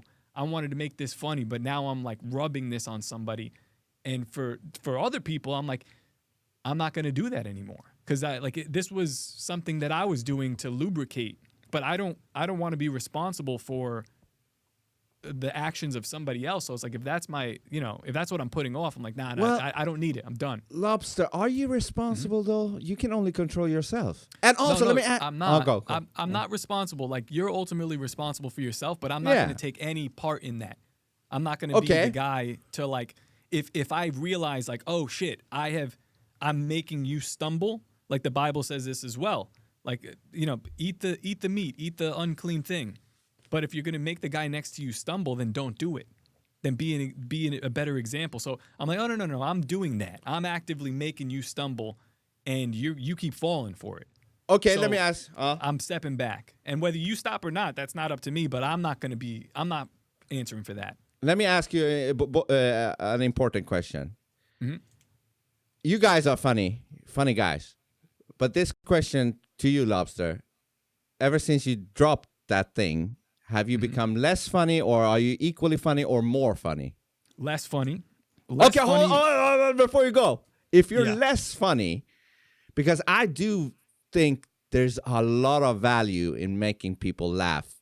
Mm-hmm. That frequency is high as too, if not even at the same as authenticity. I don't know, but getting people to laugh. Do not overlook that. That's a big thing you're doing there. So if you're becoming less funny, I don't know how good that is. But before you continue, I just want to say there was this comedian called Alistair Williams. He's a UK comedian. He used to be funny as, but then he turned into a Christian, and now he's kind of like almost down, and like he lost his funniness. So my question is it worth it? How was my performance today? Did I fall flat? Was I sharp? Was I witty? I mean, I would very say, witty, funny, but I don't know. I don't know you too much. You might have been, you might have been way more funnier before. That's why I'm asking. I could have been funnier because, I'll just tell you the truth. When I would smoke, there's a level of relaxation and a level of like cognizance where like these things are floating in the air, and I'd more readily pick them out. But then it's also a question of like, was I actually doing that? Like, I'm now on a performance enhancing drug, and do I want to continue doing that? Well, here's the good news. There's actually metrics that I can measure by. So, am I funnier?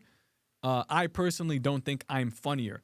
Am I more coherent with my points? Can I bring up other? Yes. So it's a bit of a trade-off, but then also I look at the metrics of like, well, has my stats grown?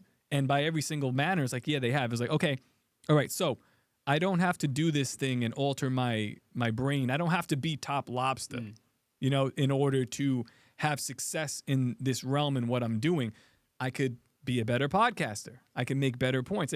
So obviously there's a trade-off, and I'm not going to lie to you and be like, yeah, I'm just as funny. It's like, no, I'm pretty funny when I'm high. When I'm drunk, I'm funny. I want to see that shit. I'm just kidding. Yeah, well, and there's a time and place. I think there's a time and place, but like, well, you know what has happened instead? It's like in a comedy capacity, you get people saying like, oh yeah, this is really funny. This made my day. Things like that. I made a joke about the colon of a vulture in the picture of the kid that was about to be eaten, that the Nobel Prize picture where the vulture's about to eat him, and we're talking about cloaca.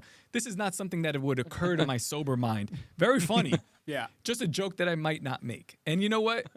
I think the That world sucks. will survive. No, this is the we thing. need more asshole stuff like that. This is the thing though Well, that there's it's been other replaced people. with is Yeah. we get these messages, and this isn't even like a tooting your own horn thing. It's just like what's actually meaningful these days. And what's meaningful is we get these messages from people. You got to imagine like you do a goofy show, and like, yeah, we're talking about real information, and we are pointing hopefully at the end of the day back to God. But at the end, it feels like just hanging with the homies and having a good time. And a lot of it is comedy driven. And then we'll get a message, and there's no shortage of them, dude. Like there's no shortage of them. It's like, it's God's doing that because it can't be us. But people will tell us shit like, this show helped my relationship with God. Like I was on the outskirts. I thought, like you're saying, Vince, Christianity was getting and the church was corrupt and this, that, and the other thing. And then I found a couple of dudes who are really just being themselves, but are making good points and pointing towards God and like are having fun in this, and it helps their relationship. And it's like, if there's, Vince, you said you believe in God, and it doesn't have to be. We're not even talking about in the context of Jesus right now. It's like if there's a God, and God is winning souls, and you're responsible at all for orienting anybody towards God, for somebody coming across your, field of awareness and you pointing to God and them being like, hell yeah, dude, and going on their way, even if that's just one person, that's incredible. Except for Galactic Cum.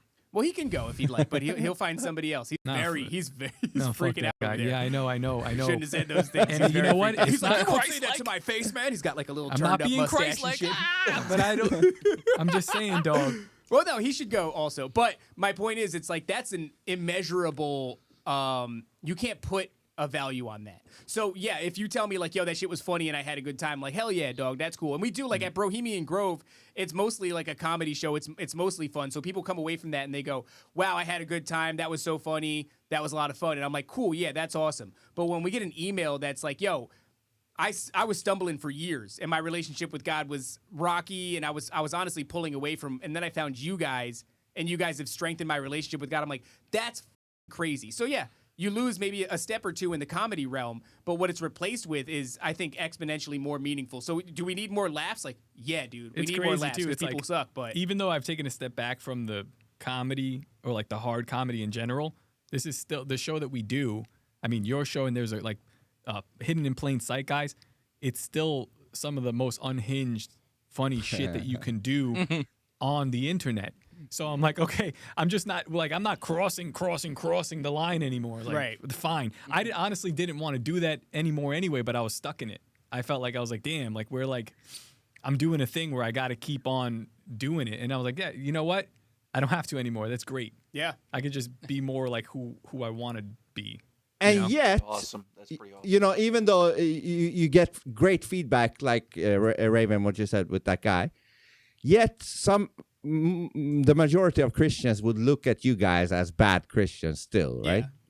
Well, I think there's something that happens when you're managing to piss off everybody on all sides. There's only two outcomes left. Either you're an asshole. So like Mr. Patriot, Misfit Patriot, he pisses off everybody on all sides pretty much. But it's because he's. There's another option. It's like if you're pissing off everybody on all sides, like you're called to not be of the world, but in it. And the path is narrow, right? Like that's the path to salvation is narrow. And once again, if it's the truth, then when has aligning with the truth ever been very popular? So if I'm pissing off New Agers and I'm pissing off lukewarm Christians and I'm pissing off materialists and I'm pissing off like you name it, whatever the case may be, Also, that's kind of a good indicator that I'm doing okay. We also like what people don't see is like we'll step back and we'll be in these chairs most likely and we'll be like, did I miss there? Like a lot of people are mad about that. Like did we up. Oh yeah, yeah. And then sometimes it'd be like, yeah, actually, we should Yeah. apologize to Timothy Alberino that we kind of went a little too hard on him. And sometimes I'd be like, no, like we go harder in what we just did. Because So- sometimes when you're in it in first person, Yeah, you yeah. might not get it everything. But at a later point, you can watch it back, from a Yeah. third person view, and you're like, maybe I was a little bit there, or We're just people, you know. dogs. Yeah. I'm just a Yeah. human being. So like, yeah. And in the path that we're doing, in the specific task that we've undertaken, it is very like we're walking a line. We're walking at this weird line where people don't want to touch this stuff, and I get why Yeah. they don't, but it's also a necessary thing to do because it Yeah. opens it up to like, look at all the people in the chat over there, besides not the Galactic guy, but the rest of them, they're all good Everybody people. seems to be having a good time. Everybody seems to be happy. They're all Yeah, but they're all good people. these are all disaffected people that would not be paying attention to what we've been talking about for the longest time if it wasn't approached in this manner. So it's like we're a tool for a different thing, but Yeah. you could lose yourself being that tool. So it's just a constant like, okay, we push forward and then we go look around the edges and we go, damn, are we that far off track? No, we're good. All right, we'll take another step forward. So it's like reassessing, and then always trying to move and do something. Yeah, Can I ask? somebody in the chat said You got that too many questions, Vince. I know, but I one more after. Okay, all right. Let me just address this real quick. 'Cause somebody in the chat said that they found us recently and they really like us, and that the swearing and everything is what they like. Oh, they like that. because they grew up in a military household and shit. And it's like, Yeah. for the people that clutch their pearls because I called them or some shit, I call myself a all the time. I'm a normal dude from the 90s. You're talking My to best friends were talking to a welder, and you're talking to a guy who built the train tracks. Like I I don't. literally was a welder and a fabricator for my entire career, a mixed martial artist, and I grew up in the hood. And that's not to mean like Hold on a second, Galactic Core. You're gonna fold, baby. you're gonna We're gonna make your mentality fold. We're gonna Hey, break. I got a we're gonna really break quick you. question. Did you account for curvature when you were building the train tracks, or? Yeah, did you throw that in there, bro? Oh, That's a good question. Just saying. Sorry. He was just singing Negro hymnals while swinging a hammer. That's what he was. So, To be he honest, wasn't designing it. I was singing while the Negroes watched, but yeah, that's another story. But yeah, man. listen, you can't say. Continue. There we go. We're off We're off YouTube YouTube. now. Fantastic. Oh my God. But yeah, man, that's just the idea. Like, it's not that when people have this idea, you become Christian and then all of a sudden, like, you immediately button it up. Like, some people can do that because that's kind of the background that they come from anyway. And we probably should more. We probably should more. There's a strong argument for it. But I don't know, man. But I can't. I was just born in a place and I grew up with people, and the way that I showed affection to people was like insults. Like, I don't know. It just Yeah. seems like some people didn't grow up. That's how you ragging on bond. their homies. Yeah. Yeah. We bond by calling each other bad Yeah. stuff. Men, at least. I don't know. Yeah. Women, they do a completely different thing. The No, they opposite. say nice things and then all the mean things. He's a behind each other's beautiful. He's a backs. beautiful. See, But that's I- the I- example, Exactly. Galactic Core. I wanted to- Brown turd defect. These are Oh more, shit! Hey, Puerto Rican, Oh, putting a curse on shit. me. which is a different kind of turd, Yeah. It's It's an island. It's a tropical turd. But I Yeah, want It's to a ask you different guys. shade of foreigner. One more, Vince. Yeah, one more. I want to ask you guys, and I probably know this, but I want to still see. Between you guys, are you guys direct with each other, or are you like not saying stuff? Like, what I mean is, your dynamic.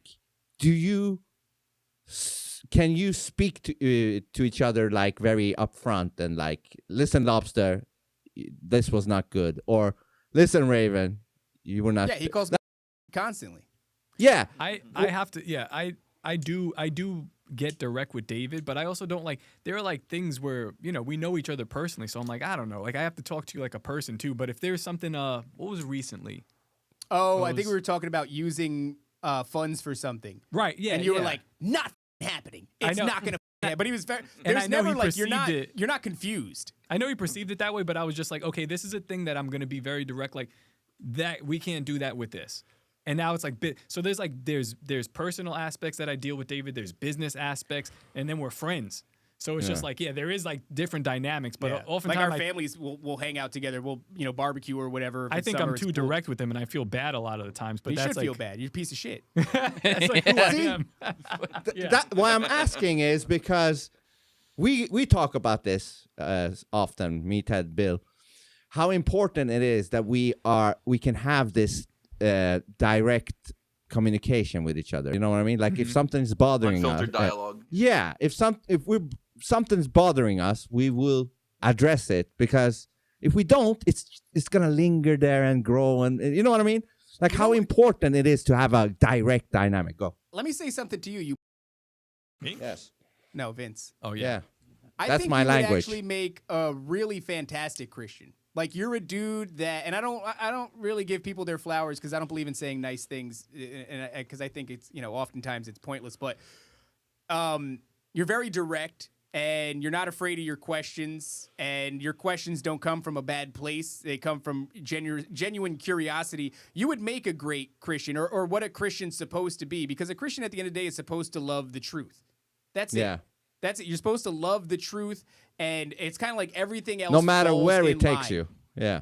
Right. And so I just feel like, if you were to have to stand side by side with dudes, in alignment with the kingdom of God, would you want to stand by dudes that were too afraid to ask a question, or they had all these issues in their mind about the way that the church is run, or the way that this is happening or that is happening, but they're just going to keep going along to get along, and they're not going to talk about it? Like, you don't want to stand next to somebody like that.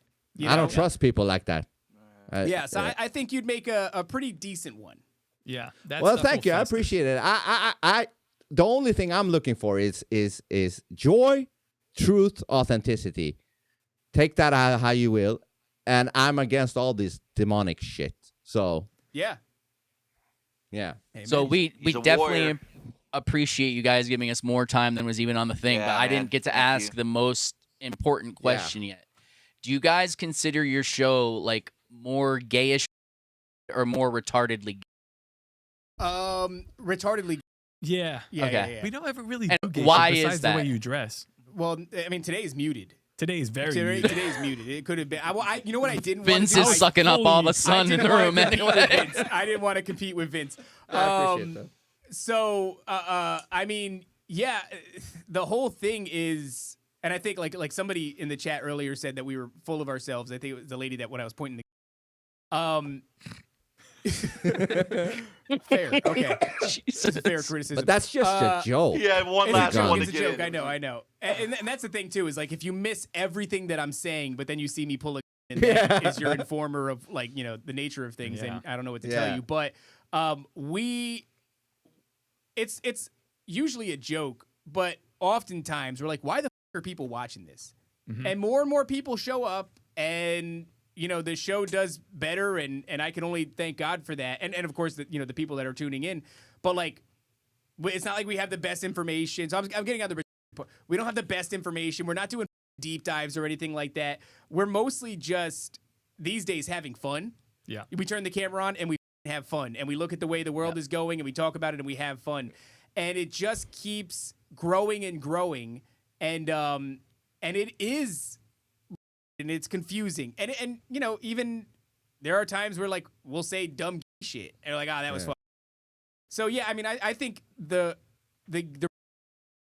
overwhelms it though. It's retardedly not so much gaily. Fair assessment. Runs on retarded.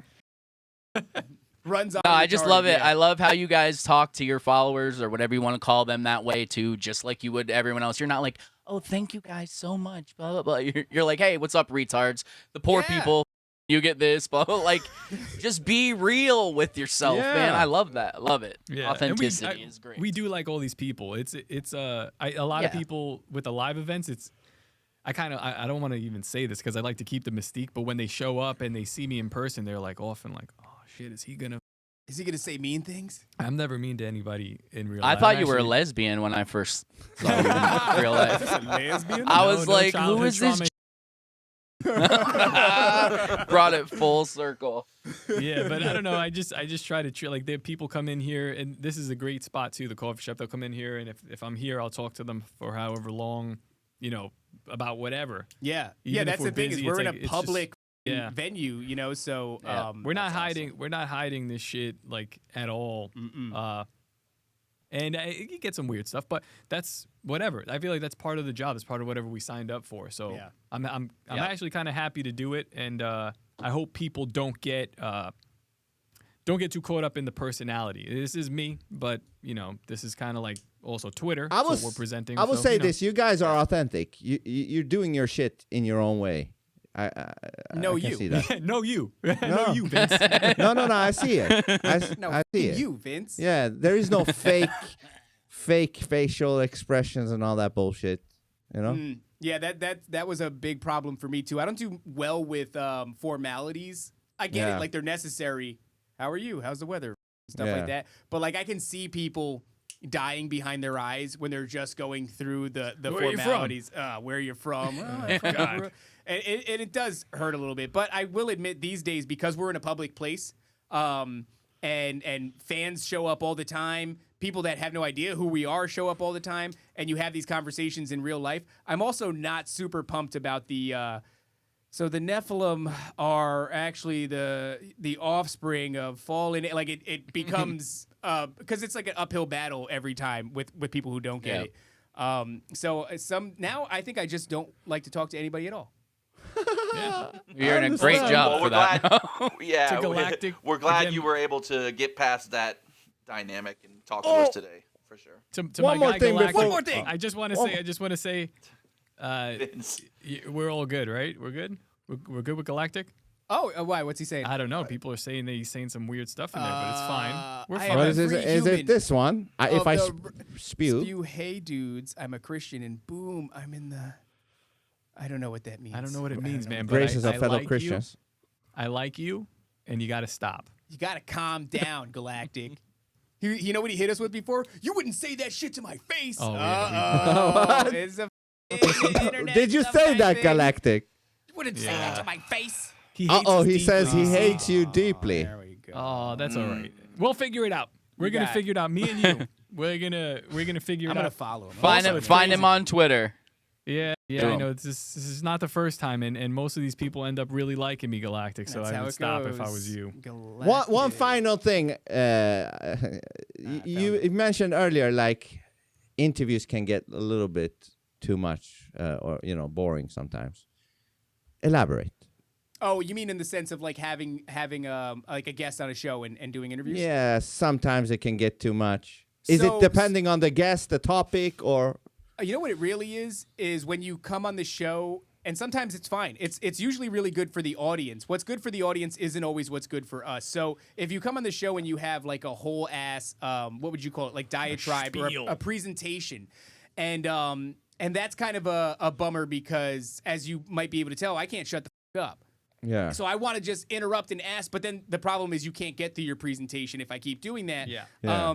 So like those interviews are a little bit of a bummer for me.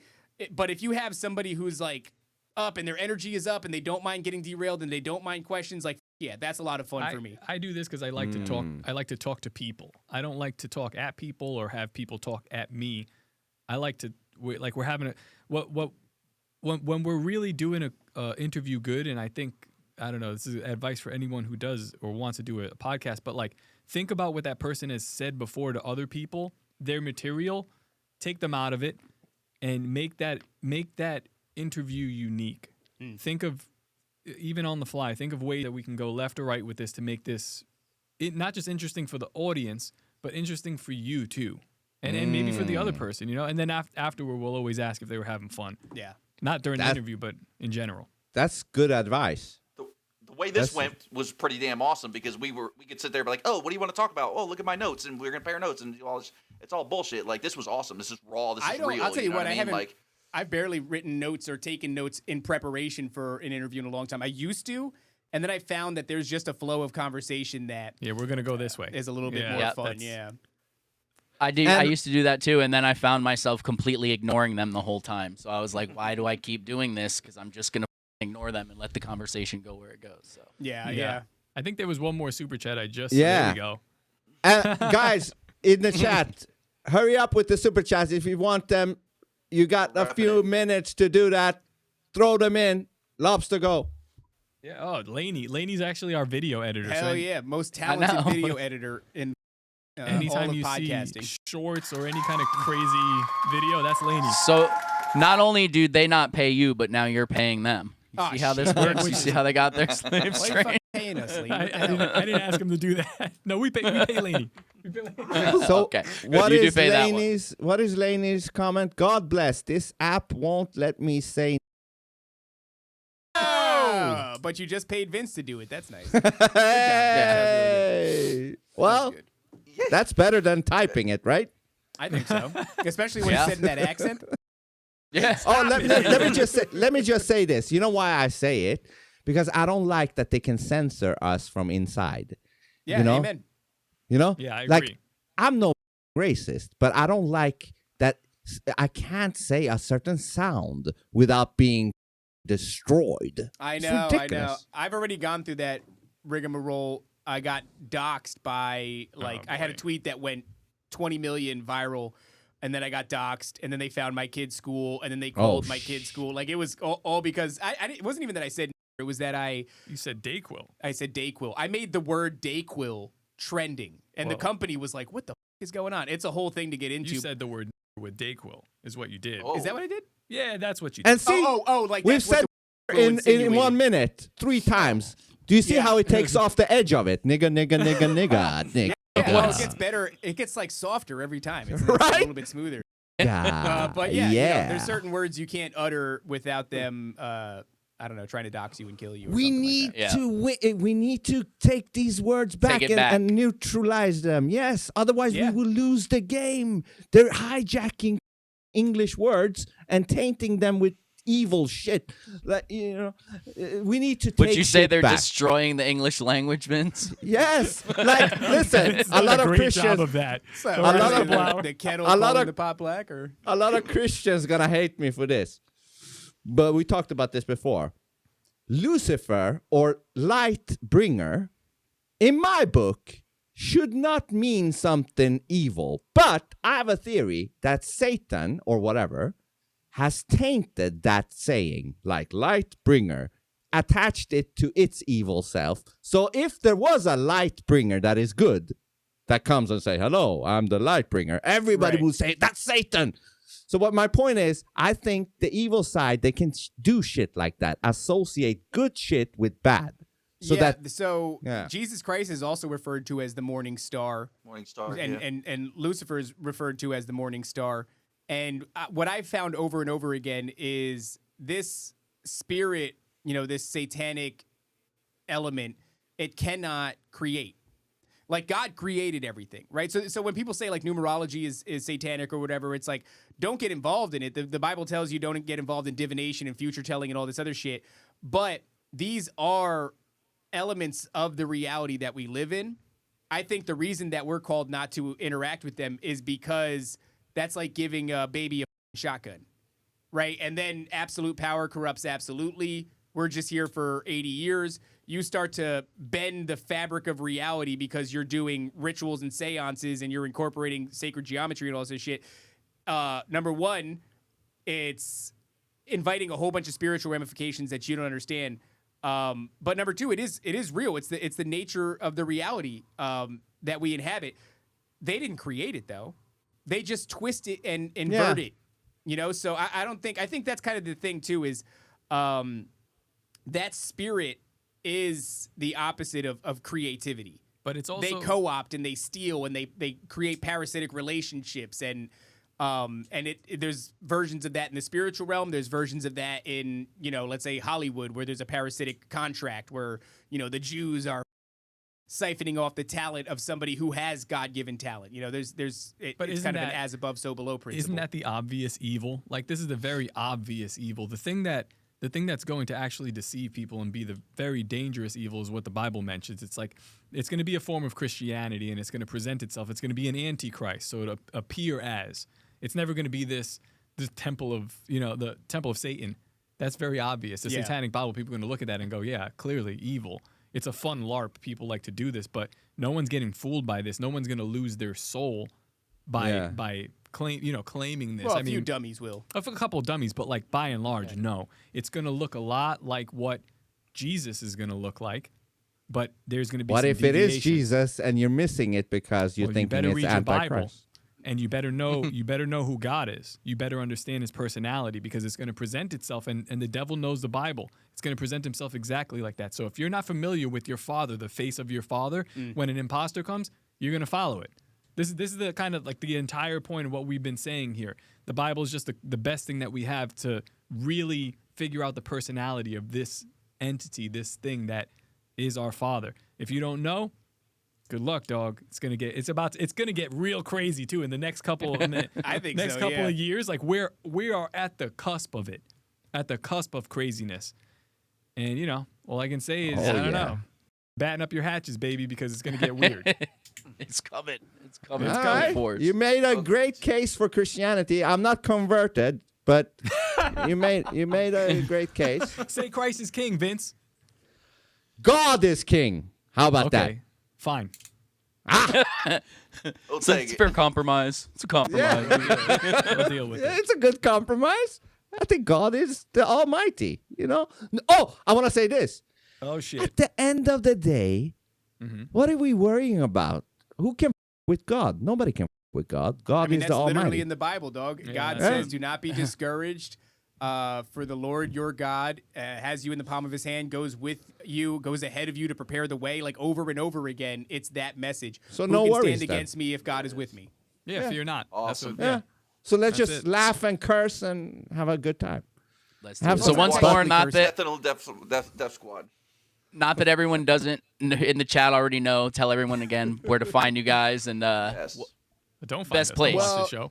Don't Nephilim find Death us. Squad, anywhere you listen to podcasts, patreon.com/Nephilim Death Squad for early access to episodes. Yeah, you can find me on Twitter. I just requested Galactic. There you can get nothing. You can get called a.